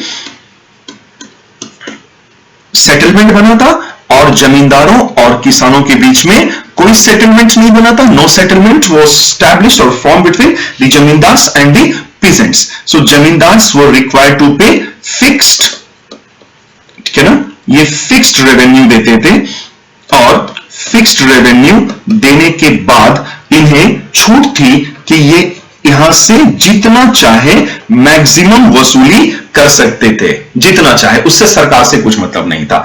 तो अब राजा राममोहन राय ने यहां प्रहार किया, इस मुद्दे पे प्रहार किया कि ये जो सेटलमेंट नहीं बना है जमींदारों और किसानों के बीच में, और सरकार ने किसानों को पूरे तरीके से जमींदारों की दया पर छोड़ दिया है, ये नहीं होना चाहिए। तो ये जो मैक्सिमम रियलाइजेशन है ना, यहां पे ये वसूली क्या होनी चाहिए? ये वसूली फिक्स होनी चाहिए, must be fixed. That amount or that rate of land revenue to be collected by a zamindar from the peasants of his zamindari must be fixed। कि जमींदार किसान से, अपनी जमींदारी के किसानों से कितना प्रतिशत वसूली करेगा, ये तय करना चाहिए ना, कि भाई कुल उपज का 70%, कुल उपज का 60%, ये 100% वसूल लेगा। वसूली की भी तो कोई लिमिट होती है ना, तो इन्होंने कहा वसूली की अधिकतम सीमा और लिमिट को तय कर देना चाहिए। तो ये राजनीतिक मुद्दों को भी उठा रहे हैं, तो ठीक है ना। तो ये फादर ऑफ इंडियन अवेकनिंग, इनके बारे में हमने कॉन्सेप्चुअल और फैक्चुअल दोनों स्टडी किया। आपको इसी तरीके से पढ़ना होता है, ये प्रीलिम्स और मेंस के लिए बहुत इंपॉर्टेंट है। कि अब दूसरा व्यक्ति जिन्होंने बहुत ज्यादा प्रयास किया, खासकर स्त्रियों से संबंधित बुराइयों को दूर करने का प्रयास किया, वो थे पंडित ईश्वरचंद विद्या के सागर, ओशन ऑफ नॉलेज, विद्यासागर, ठीक है ना। और ये महान विद्वान हुए, the great scholar and reformer, महान विद्वान एवं सुधारक, ठीक है। और देखिए ये बहुत विद्वान, प्रकांड विद्वान आदमी थे, प्रिंसिपल भी थे, principle of a Sanskrit college, लेकिन प्रगतिशील व्यक्ति थे, ठीक है ना, प्रगतिशील व्यक्ति थे। और इनका भी यही मानना था कि चाहे वो वेस्टर्न नॉलेज हो या फिर ईस्टर्न नॉलेज हो, यानी कि खुद के क्षेत्र का ज्ञान, वेस्टर्न और ईस्टर्न नॉलेज, तो इनका दिमाग दोनों चीजों के लिए खुला हुआ था कि अगर नॉलेज कहीं से भी मिले तो उसे हमें एक्सेप्ट करना चाहिए, ठीक है संस्कृत के विद्वान, लेकिन ऐसा नहीं कि सिर्फ संस्कृत ही पढ़ना चाह रहे हैं या संस्कृत ही पढ़ाना चाहते थे। ये कह रहे हैं कि अगर आपको इंग्लिश लिटरेचर से अच्छी बातें मिल जाती हैं तो आप वहां से सीख लीजिए, ठीक है ना। मैंने कहा ना कि ऋग्वेद में ये मूल बात है कि ज्ञान को हमारी ओर, अपनी ओर चहुं दिशाओं से आने दो। तो एक्सेप्ट किया इन्होंने, he had accepted western knowledge and his own knowledge, western और ईस्टर्न दोनों को इन्होंने एक्सेप्ट किया था। So his mind was open to the best of western knowledge, इन्होंने कभी परहेज नहीं किया पंडित जी ने। और एजुकेशन के क्षेत्र में, शिक्षा के क्षेत्र में पंडित ईश्वरचंद विद्यासागर ने बहुत काम किया, और इन्होंने एक नई मेथोडोलॉजी बनाई, new methodology of teaching Sanskrit, Sanskrit पढ़ाने के लिए एक पूरा नया मेथड ही इन्होंने विकसित किया, ठीक है ना। और इन्होंने बंगाली प्राइमर भी लिखा, Bengali, a new Bengali primer. Primer वो ककहरा क्या बोलते हैं इसे एग्जैक्टली, बंगाली प्राइमर भी लिखा उन्होंने। और ये अपोज करते थे, oppose to the monopoly of Sanskrit, monopoly of Sanskrit that priestly class enjoyed, that priestly class was enjoying at that time, ठीक है ना। तो पुरोहित वर्ग ब्राह्मण्स का संस्कृत विद्या अध्ययन और पढ़ने पढ़ाने पर एकाधिकार होता था और अन्य जातियों के लोगों को वेदों वगैरह पढ़ने की ज्यादा इजाजत नहीं थी, विशेषकर अनटचेबल्स या फिर जिन्हें वो कुछ लोग अछूत मानते थे या ऐसे लोगों को नहीं थी। तो पंडित जी ने इस बात का विरोध किया। पंडित ईश्वरचंद विद्यासागर ने कहा कि ऐसा नहीं होना चाहिए, संस्कृत किसी की बपौती नहीं है, संस्कृत किसी की मोनोपोली नहीं है, संस्कृत पे किसी एक जाति या एक वर्ग का विशेष अधिकार नहीं होना चाहिए और ये सभी वर्गों के लिए खुली होनी चाहिए। कोई भी अगर संस्कृत पढ़ना चाहे तो वो पढ़ सकता है, इसमें कहीं किसी को दिक्कत नहीं होनी चाहिए, ठीक है ना। और देखिए इसके अलावा सोसाइटी के लिए भी, ये तो एजुकेशन के फील्ड में, सोशल एस्पेक्ट में भी पंडित जी का बहुत ज्यादा रोल रहा है। और इन्होंने जो बड़ा एफर्ट लगाया था वो था विडो रीमैरेजेस के लिए ना। तो 1850 की बात है, चाइल्ड मैरिज के लिए भी इन्होंने काम किया काफी। तो इन 1850, ठीक है ना, Pandit Ishwarchand Vidyasagar protested against child marriage. देखिए, प्रोटेस्टेड अगेंस्ट चाइल्ड मैरिजेस के बाल विवाह का इन्होंने घोर विरोध किया, ठीक है ना। और एक चीज और जिसका ये घोर विरोध करते थे, पॉलीगेमी, बहु पत्नी विवाह। पॉलीगेमी, मोनोगेमी होना चाहिए, पॉलीगेमी होता था उस जमाने में बहुत ज्यादा, तो इन्होंने पॉलीगेमी का खूब विरोध किया था। तो ये इनके कॉन्ट्रीब्यूशंस हैं। और खासकर इनका एफर्ट जिस क्षेत्र में आया, जिसके लिए जाने गए, वो था विडो रीमैरिज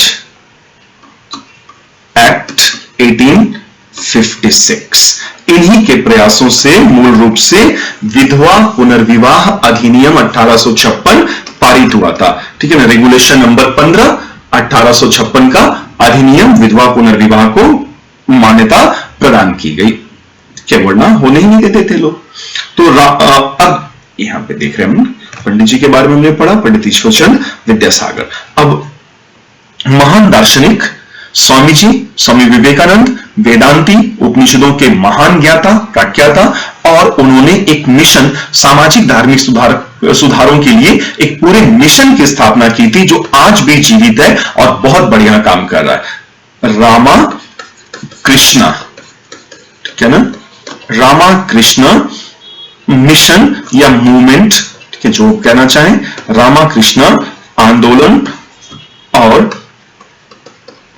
स्वामी विवेकानंद।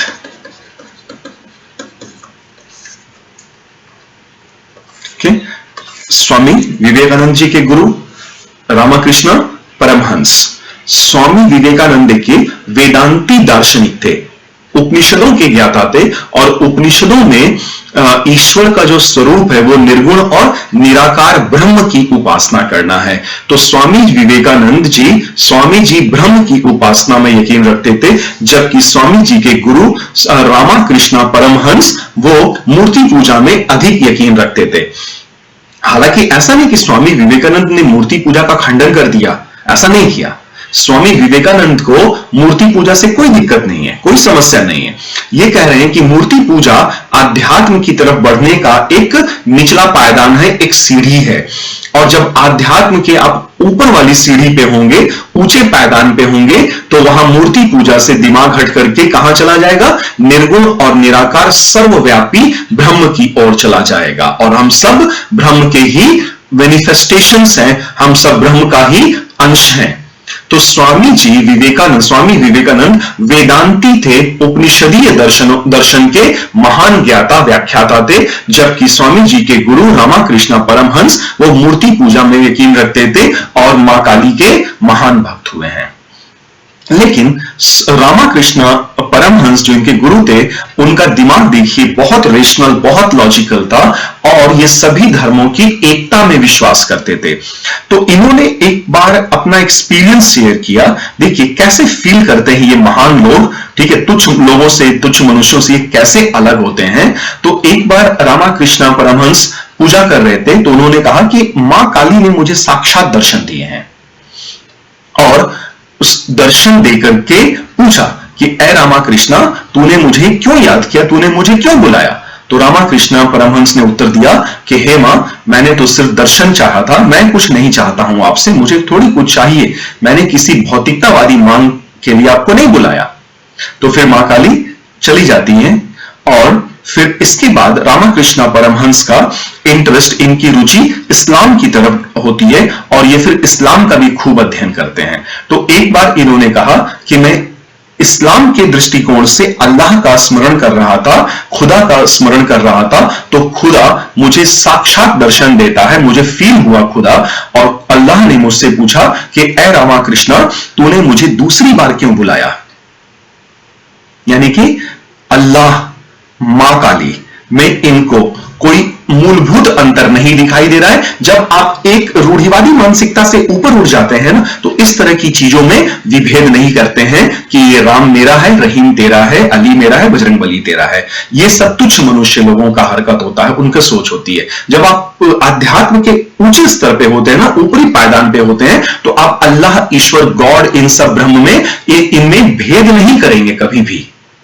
तो फिर स्वामी रामाकृष्ण परमहंस का इंटरेस्ट क्रिश्चियनिटी की तरफ गया और इन्होंने क्रिश्चियनिटी भी खूब पढ़ा और क्रिश्चियनिटी के दृष्टिकोण से गॉड को फील किया। तो क्रिश्चियनिटी के दृष्टिकोण से जो गॉड आए, इन्हें दर्शन दिया, तो फिर क्रिश्चियनिटी के दृष्टिकोण वाले गॉड ने इनसे फिर से वही पूछा कि ऐ रामाकृष्ण, तूने मुझे तीसरी बार क्यों बुलाया? तेरे मां काली, अल्लाह और क्रिश्चियनिटी के गॉड में रामाकृष्ण परमहंस के लिए कोई मूलभूत अंतर नहीं था। ठीक है, ये बात समझ में आ रही होगी आप लोगों को कि किस उच्च स्तर का दृष्टिकोण उनके पास था। और अगर नहीं आ रही है तो आपके दिमाग का कुछ नहीं हो सकता है। ठीक है, तो रामाकृष्ण मूवमेंट एंड स्वामी विवेकानंद। तो अब स्वामी विवेकानंद, बहुत सारी बातें हम लोग, महान दार्शनिक है हमारे देश के, हमारे संस्कृति के, बहुत सारी बातें हम लोग इनके बारे में पहले से जानते हैं, बचपन का नाम वगैरह है ना, नरेंद्रनाथ दत्त, ये सब नाम था। और इनको दीक्षित करने का और इनको शिक्षा दीक्षा देने का, ऐसे बहुत सारे काम, इनको पढ़ाने का, सिखाने का इनके गुरु रामाकृष्ण परमहंस ने ही किया था। ठीक है ना। तो रामाकृष्ण परमहंस की याद में उन्होंने जो एक आंदोलन या मिशन गठित किया, तो स्वामी विवेकानंद के उस मिशन को क्या बोला गया? रामाकृष्ण मिशन। आज भी रामाकृष्ण मिशन के अंतर्गत हजारों, सैकड़ों, हजारों हॉस्पिटल्स काम करते हैं, जहां दीन दुखिए गरीब लोगों की सेवा की जाती है और मिनिमम फी पर उनको चिकित्सकीय सुविधा उपलब्ध कराया जाता है। ठीक है ना। तो रामाकृष्ण मिशन, इसमें आप देखेंगे कि ये मूल में इसके एंशिएंट और ट्रेडिशनल कॉन्सेप्ट है, प्राचीन और परंपरागत, ट्रेडिशनल, ठीक है ना, concepts, ancient and traditional concepts. और स्थापना फाउंडेड बाय स्वामी विवेकानंद, ठीक है ना, फाउंडेड बाय स्वामी विवेकानंद इन 1897। ठीक है। तो मानव कल्याण, मूल में मानव कल्याण है, तो मानव कल्याण ही देखिए इन्होंने क्या कहा स्वामी जी ने, service to human kind, mankind, service to human kind is the service to the God. मानव सेवा, मनुष्य की सेवा ही ईश्वर की सेवा है, मनुष्य की सेवा ईश्वर की सेवा है। तो वास्तव में अगर आप ईश्वर की सेवा करना चाहते हैं, तो ईश्वर की सेवा करना चाहते हैं ना, तो आप मनुष्य की सेवा कर दीजिए, ईश्वर की सेवा हो जाएगी। ठीक है, व्यापक स्तर पर सोच, ठीक है ना, व्यापक स्तर पर सोच है। Service to human kind is the service of the और सर्विस टू द गॉड।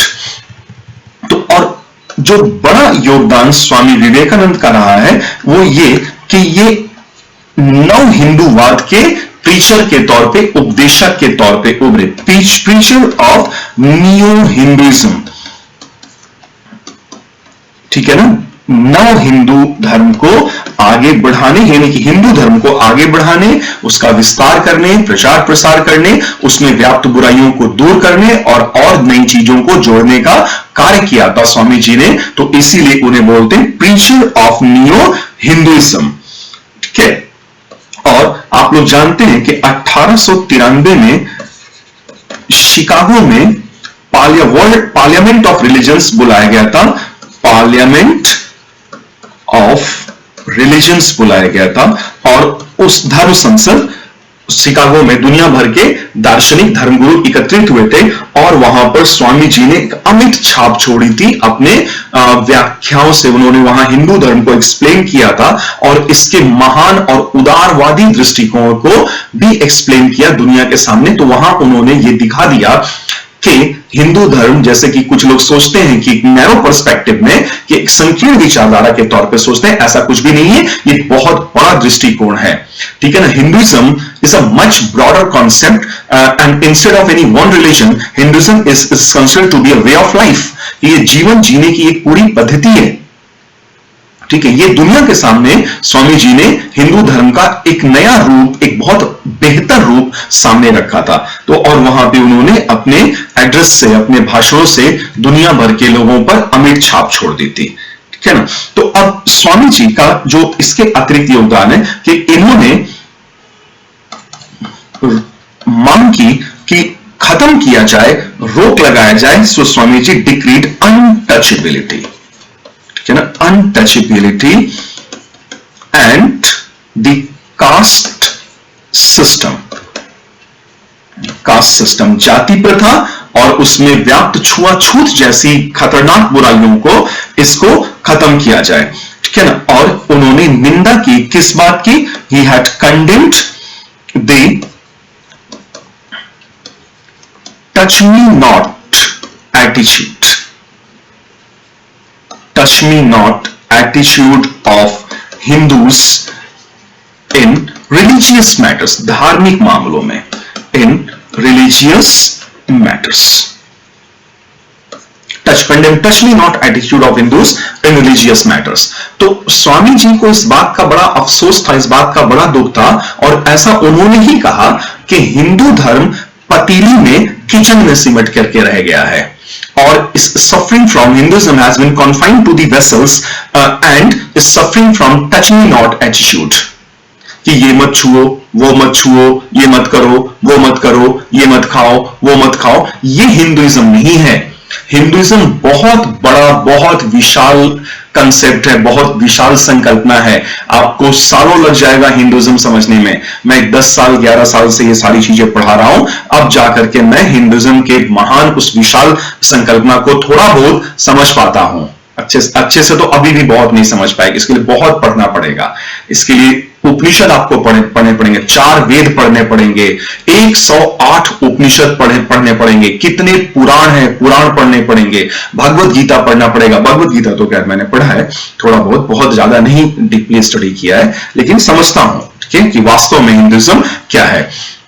ठीक है, और मेरा बहुत ज्यादा इंक्लिनेशन है, बहुत ज्यादा झुकाव है इस तरफ। ठीक है, और ये तो हमारी गंगा जमुनी तहजीब है, हमारी संस्कृति है कि हम लोग एक दूसरे के धर्मों का विशेष तौर पर सम्मान करते हैं, संस्कृतियों का सम्मान करते हैं, अच्छाइयों का सम्मान करते हैं, दूसरे से सीखते हैं और बुराइयों को रोकते हैं, बुराइयों पर प्रहार करते हैं। ठीक है, तो कंडेम रीटर्स बी नॉट एटीट्यूड, इस तरह की चीजों पे उन्होंने प्रहार किया था। और इनके अतिरिक्त स्वामी विवेकानंद के अतिरिक्त एक और स्वामी जी बड़े प्रसिद्ध हुए और उन्होंने हिंदू धर्म और हमारे समाज और संस्कृतियों में, धर्मों में व्याप्त बुराइयों पर भी खूब प्रहार किया था। और उन्होंने एक नारा दिया था, एक स्लोगन उठाया था, आप जानते हैं उन्होंने कहा था, go back to the Vedas, वेदों की ओर लौटो। स्वामी दयानंद सरस्वती और उनके द्वारा स्थापित आर्य समाज, क्या ना, स्वामी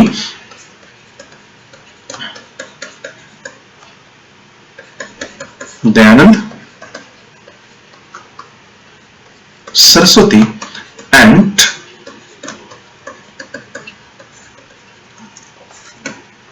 आर्य समाज। ठीक है, तो ये बात है 1875 की, ठीक है ना। First Arya Samaj unit establish हुई थी, फर्स्ट आर्य समाज यूनिट ये बना बॉम्बे में, ठीक है ना, मुंबई है, first Arya Samaj unit at Bombay, this was formed, ठीक है ना। और इसका हेडक्वार्टर बाद में चेंज किया गया, later on shifted to Lahore, ठीक है, लाहौर ट्रांसफर किया गया और फिर बाद में पार्टीशन में वो वाला हिस्सा इधर वो सब बंद कर दिया गया, later on shifted to Lahore headquarter, ठीक है ना। तो इन्होंने जो स्लोगन दिया ना, उस स्लोगन से ही बहुत सारी बातें हमें पता चल जाएंगी। Go back to the Vedas, और एक टेक्स्ट बुक लिखा इन्होंने, इसके अलावा टेक्स्ट बुक में लिखा गुजराती में, गुजरात के थे सत्यार्थ प्रकाश, ठीक है ना, सत्यार्थ प्रकाश टेक्स्ट बुक गुजराती, ठीक है। मूल शंकर नाम था इनका, स्वामी दयानंद सरस्वती का मूल शंकर, गुजरात के मौरवी रियासत के रहने वाले थे, ठीक है ना। तो गुजरात के थे, तो गुजराती जानते थे, संस्कृत जानते थे, तो गुजराती में इन्होंने सत्यार्थ प्रकाश की रचना की थी। तो ये जो go back to the Vedas ये स्लोगन स्वामी जी ने दिया ना, इसका मतलब था कि वैदिक सोसाइटी 1500 ईस्वी पूर्व से लेकर के विशेष तौर पे 600 ईस्वी पूर्व का वैदिक सोसाइटी जो कि आर्यंस का था, मूल रूप से आर्यों का था। तो बोल रहे हैं कि वे उस समाज की तरह बनो, 19वीं शताब्दी के समाज की तरह नहीं, उस समाज की तरह बनने की कोशिश करो जो वैदिक समाज था। तो वैदिक समाज में क्या था, देखिए, नो पर्दा सिस्टम, पर्दा प्रथा का पालन नहीं किया जाता था, वह स्त्रियों को उपभोग की वस्तु नहीं समझा जाता था। नो चाइल्ड मैरिजेस, बाल विवाह नहीं हुआ करते थे, नो चाइल्ड मैरिजेस, ठीक है। सती प्रथा का पालन नहीं होता था उस समाज में।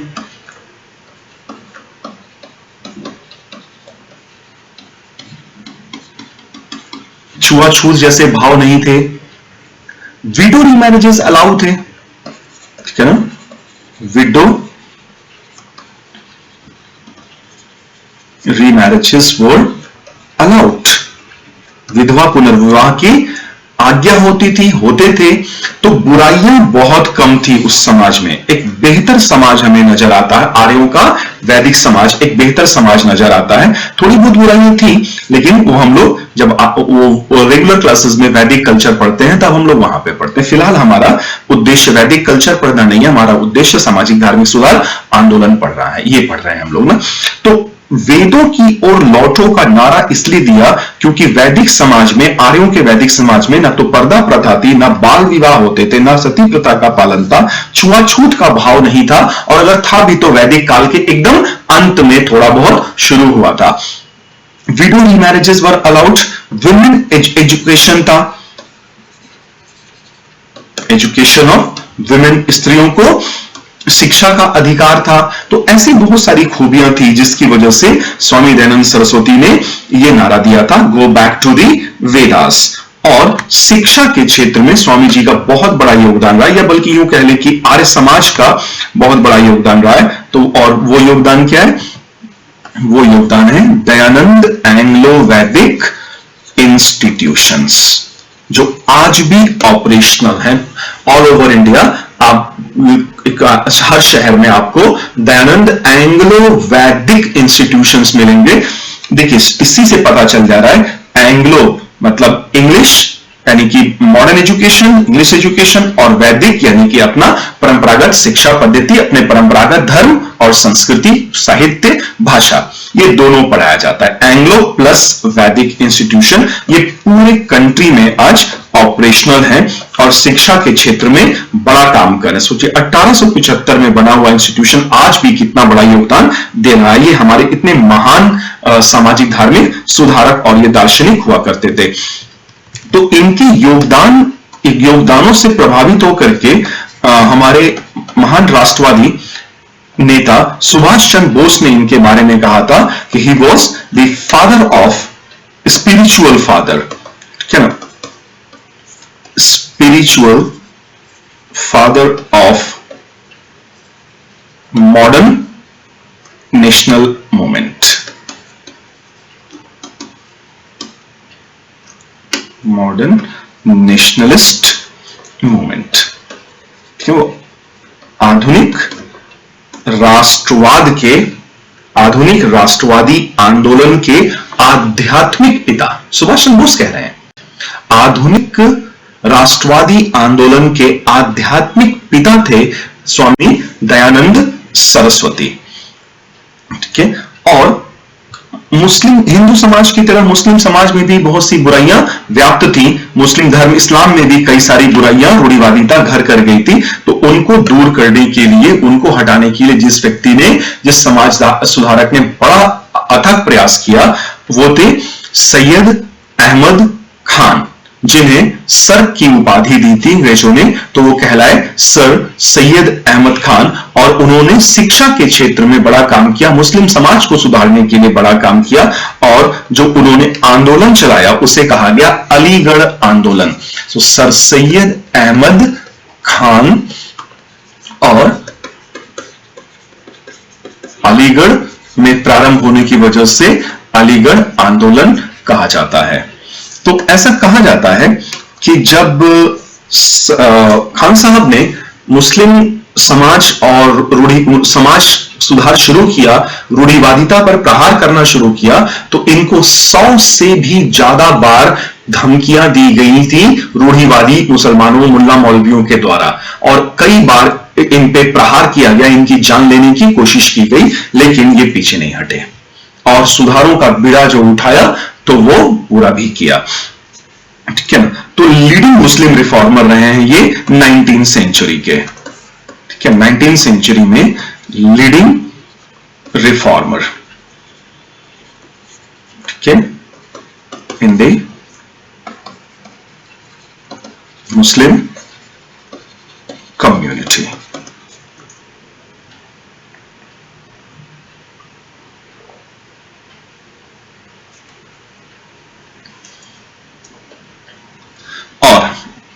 इन्होंने जो कदम उठाए, उनका प्रहार था, पहला प्रहार इन्होंने किया इंस्टीट्यूशन ऑफ स्लेवरी, स्लेवरी पे गुलामी नामक संस्था पर प्रहार, ठीक है ना, condemned the institution of slavery, कि उच्च वर्ग के मुसलमानों में, जो संभ्रांत मुसलमान बोले जाते थे, वो गुलाम रखते थे। सोचिए 19वीं सेंचुरी में गुलाम रखे जाने की प्रथा थी कुछ मुसलमान, संभ्रांत उच्च वर्गीय मुसलमानों में, और खान साहब ने इस पे जबरदस्त प्रहार किया कि ये बिल्कुल अमानवीय है और ये अल्लाह को पसंद नहीं है कि अल्लाह के बनाए हुए बंदे, एक बंदा दूसरे बंदे को अपना गुलाम बना करके रखे, क्योंकि अल्लाह ने सबको बराबर पैदा किया हुआ है। तो इंस्टीट्यूशन ऑफ स्लेवरी पे जम के प्रहार किया, ठीक है ना। और देखिए एक और प्रथा पे प्रहार किया उन्होंने, कंडेम्ड पीरी एंड मुरीदी। एक प्रथा थी, मैं इसको समझाता हूं भी, पीरी एंड मुरीदी। तो पीर मतलब हो गया आध्यात्मिक गुरु या कोई गुरु, मुरीद मतलब हो गया डिसाइपल, शिष्य, ठीक है ना, डिसाइपल। तो पीरी मतलब टीचर और डिसाइपल, और पीरी और मुरीदी में डिसाइपल को बोला जाता था कि तुम्हें टीचर के लिए क्या रखना पड़ेगा, ब्लाइंड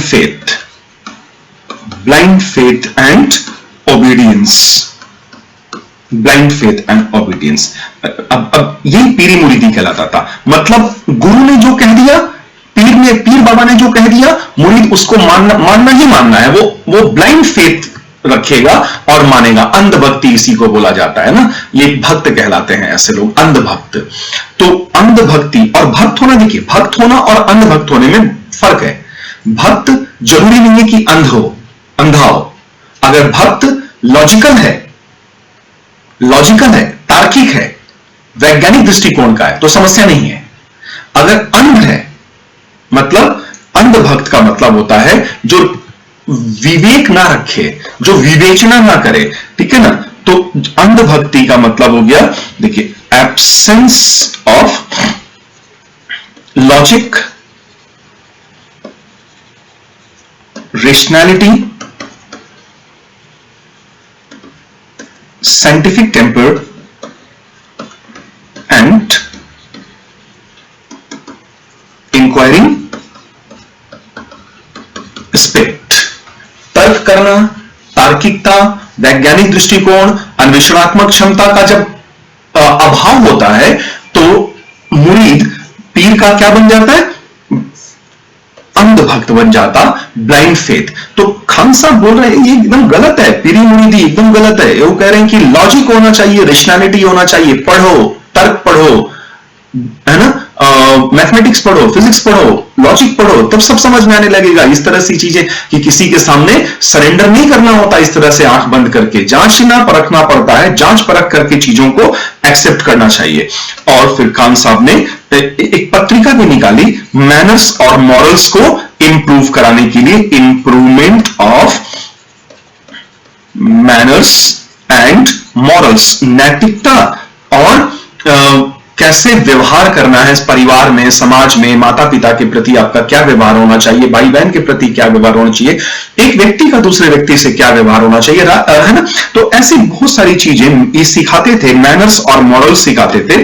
और एक मैगजीन थी, दरअसल मैगजीन थी मैनर्स और मॉरल्स की, इसका टाइटल था तहजीब। तहजीब मतलब होता है मैनर्स, तहजीब उल अखलाक, ठीक है ना, तहजीबुल अखलाक, मैनर्स एंड मॉरल्स। अखलाक मतलब आप मिलिए, किसी से आप मिल रहे हैं तो गाली गलौज करके मिल रहे हैं या फिर बड़े अच्छे से मिल रहे हैं, नमस्ते करके, सलाम दुआ करके मिल रहे हैं। मिलने का भी तो एक तहजीब होता है ना, मिलने का एक अखलाक होता है, अखलाक इसी को बोलते हैं, मैनर्स एंड मॉरल्स। तो ये पूरा एक मैगजीन पब्लिश होता था, मैगजीन निकालते थे, उसका टाइटल था तहजीबुल अखलाक और manners, improvement of manners and morals. और शिक्षा के क्षेत्र में इनका बहुत बड़ा योगदान रहा है। और 1875 की बात है जब इन्होंने एक स्कूल एस्टैब्लिश किया था, मोहम्मदन एंग्लो ओरिएंटल स्कूल और college eight Aligarh, MAO, Mohammedan, ठीक है ना, मोहम्मदन मुस्लिम, मोहम्मदन एंग्लो ओरिएंटल। देखिए दयानंद एंग्लो वैदिक, एंग्लो ओरिएंटल, एंग्लो मतलब इंग्लिश, ओरिएंटल मतलब अपना इधर पूरब का, देशी। ये दोनों पढ़ाया जाएगा, यानी कि आप धार्मिक शिक्षा लेना चाहें तो वो भी मिल जाएगा, अपना साहित्य पढ़ना चाहें तो अपना साहित्य भी पढ़िए, और साथ ही साथ यूरोप में जो शिक्षा पद्धति चल रही थी उसको भी अध्ययन करिए, मैथमेटिक्स पढ़िए, फिजिक्स पढ़िए, केमिस्ट्री पढ़िए, ये सारी चीजें, ठीक है ना। और यही स्कूल आगे चल करके 1920 में एक यूनिवर्सिटी में तब्दील हुआ, अलीगढ़ मुस्लिम यूनिवर्सिटी बना। 1920 की बात है, MAO कॉलेज ये अलीगढ़ मुस्लिम यूनिवर्सिटी के रूप में स्थापित हुआ, ठीक है ना। अब इनके अतिरिक्त, है ना, अलीगढ़ आंदोलन और सर सैयद अहमद खान के अतिरिक्त अंग्रेजों के विरुद्ध जो अंग्रेजों के विरुद्ध गए और जो थोड़े रूढ़िवादी थे हालांकि, लेकिन अंग्रेजों के विरुद्ध गए, तो इसको मेंशन कर सकते हैं हम लोग यहां पे, दी देवबंद स्कूल, ठीक है ना।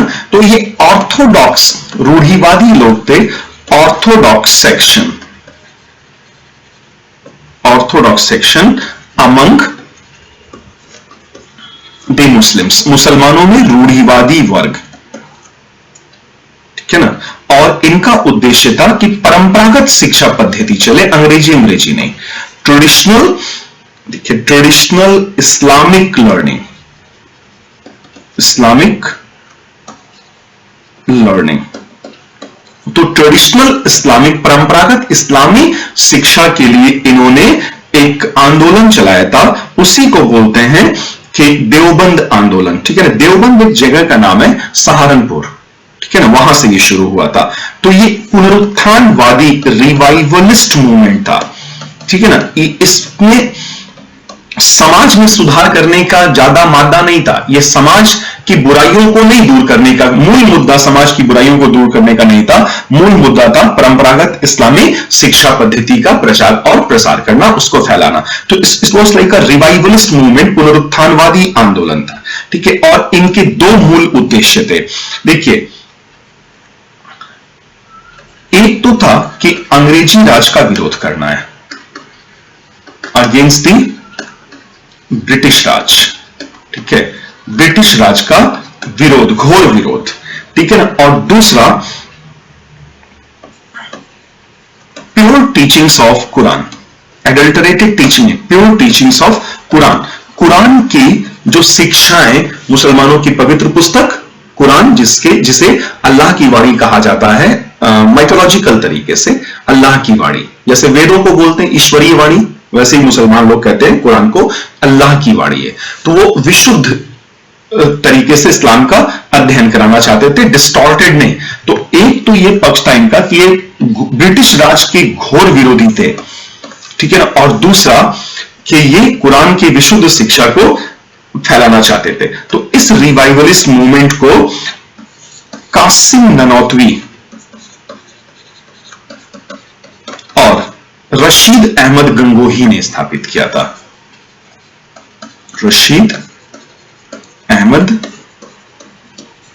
गंगोही, 1866 की बात है, एट देवबंद इन सहारनपुर यूपी, ठीक है। तो एक ये रिवाइवलिस्ट मूवमेंट था मेनली, ठीक है ना। तो ऐसे फैक्चुअल इंफॉर्मेशन प्रीलिम्स में काम आते हैं, कॉन्सेप्ट भी प्रीलिम्स और मेंस में काम आ जाएगा। तो इसके अलावा एक आंदोलन और लोकप्रिय हुआ जिसे कहा गया द थियोसॉफिकल मूवमेंट, ठीक है ना, थियोसॉफिकल मूवमेंट, थियोसॉफिकल आंदोलन, और इसका श्रेय गया मैडम HP ब्लावटस्की, ठीक है ना। और ये यूनाइटेड स्टेट्स ऑफ अमेरिका में 1875 में, और फिर इन्होंने ये फाउंडेड बाय, ठीक है ना, founded by madam HP Blavatsky in USA in 1875। और इनमें आगे चलकर एक कर्नल जुड़े, कर्नल एस अलकॉट, ठीक है ना, ये यूएस आर्मी के थे, ऑफ द यूएस आर्मी, जिनका थियोलॉजी, धर्म विद्या, रहस्य विद्या में बड़ा इंटरेस्ट होता था, ठीक है ना। तो ये हुआ था 1875। फिर कर्नल एलकॉट जुड़े और 1882 में इसका हेडक्वार्टर इंडिया ट्रांसफर किया गया और ये अडेयार मद्रास के निकट, यहां चेन्नई जिसको बोलते हैं, अडेयार महाराष्ट्र में ले आया गया, शिफ्ट कर दिया गया हेडक्वार्टर, ठीक है ना। सैन फ्रांसिस्को से अडेयार मद्रास ले आया गया कि तो ये इनके जो मेंबर्स थे ना, ये हिंदू बिलीफ्स को एक्सेप्ट करते थे, Hindu beliefs and mythology and mystic philosophy, रहस्यवादी दर्शन, इसका अध्ययन करना होता था इन्हें, ठीक है ना। तो ह्यूमैनिटेरियन थे, यूनिवर्सल कॉन्सेप्ट इन लोगों का बहुत अच्छा था, यूनिवर्सल ब्रदरहुड, ठीक है ना, यूनिवर्सल ब्रदरहुड, वैश्विक भाईचारा, यानी कि जो हमारी परंपरा है वसुधैव कुटुंबकम, वे यूनिवर्सल ब्रदरहुड, ठीक है ना। तो इसमें इस आंदोलन में देखिए, जो इंडिया में जब ये फैला ना थियोसॉफिकल मूवमेंट, तो सबसे बड़ा नाम उभरा श्रीमती एनी बेसेंट का, आयरलैंड की रहने वाली लेडी थी, आयरिश लेडी एनी बेसेंट, जिन्होंने शिक्षा के क्षेत्र में बड़ा काम किया था और 1960 में ये प्रेसिडेंट बनी, प्रेसिडेंट ऑफ थियोसॉफिकल। तब तक कर्नल एलकॉट की डेथ के बाद, कर्नल एलकॉट की डेथ हुई 1907 में, तो इन्हें प्रेसिडेंट चुना गया, president of theosophical movement, organization, ठीक है ना। और इन्होंने शिक्षा के क्षेत्र में बड़ा काम किया, श्रीमती एनी बेसेंट ने, और इन्होंने 1898 में एक कॉलेज भी बनाया था, सेंट्रल हिंदू कॉलेज, और इसी सेंट्रल हिंदू कॉलेज को सेंटर में रख करके बनाया गया एक यूनिवर्सिटी, जिसको कहा गया बनारस हिंदू यूनिवर्सिटी, ठीक है ना। 1916-17 की बात है, बनारस हिंदू यूनिवर्सिटी की स्थापना की गई थी। तो सेंट्रल हिंदू कॉलेज, ये हिंदू कॉलेज आज भी है, ठीक है ना, और बनारस हिंदू यूनिवर्सिटी अलग से एक यूनिवर्सिटी। तो ये जो कुछ भी हम लोगों ने पढ़ा ना, ये सामाजिक धार्मिक सुधार आंदोलन के रूप में हम इसे एक टॉपिक बना लेते हैं, और ये टॉपिक जैसा कि मैंने कहा कि प्रीलिम्स और मेंस के लिए बहुत ज्यादा इंपॉर्टेंट है। एक टॉपिक ये नेशनल मूवमेंट के बराबर इंपॉर्टेंस रखता है, तो इसको बहुत अच्छे से पढ़े रहिएगा, याद करे रहिएगा, ठीक है ना। इसमें मैंने जो टेक्स्ट बुक लिया हुआ है वो इनकॉर्पोरेट किया, विपिन चंद्रा, ठीक है, विपिन चंद्रा पहला सोर्स मटेरियल। इसमें एक चैप्टर है socio religious reform movement, Vipin Chandra, India's struggle, पांचवा या छठा चैप्टर है इंडिया स्ट्रगल फॉर इंडिपेंडेंस, इस टेक्स्ट बुक से, भारत का स्वतंत्रता संघर्ष, इसमें चैप्टर पांचवा या चैप्टर छठा, एग्जैक्टली मुझे अभी याद नहीं है नंबर, तो उसी में सामाजिक धार्मिक सुधार आंदोलन एक ये लिया हुआ है। दूसरा ओल्ड एडिशन ऑफ एनसीईआरटी, ठीक है ना, पुरानी वाली एनसीईआरटी जो प्रोफेसर विपिन चंद्रा ने ही लिखी हुई, ठीक है ना। और तीसरा जो आपको नहीं फॉलो करना है, बीएल ग्रोवर की टेक्स्ट बुक आती मॉडर्न इंडिया, ठीक है ना, ये आप लोग मत फॉलो करिएगा, ठीक है। आपको बुकलेट मिला हुआ है इंस्टीट्यूट से, तो आप बुकलेट को फॉलो कर सकते हैं, ठीक है ना। तो आज के लिए इतना काफी है, ठीक है ना। आगे हम लोग और टॉपिक्स का अध्ययन कर रहे होंगे, इसको अच्छे से रिवीजन कर लीजिएगा। तब तक के लिए धन्यवाद।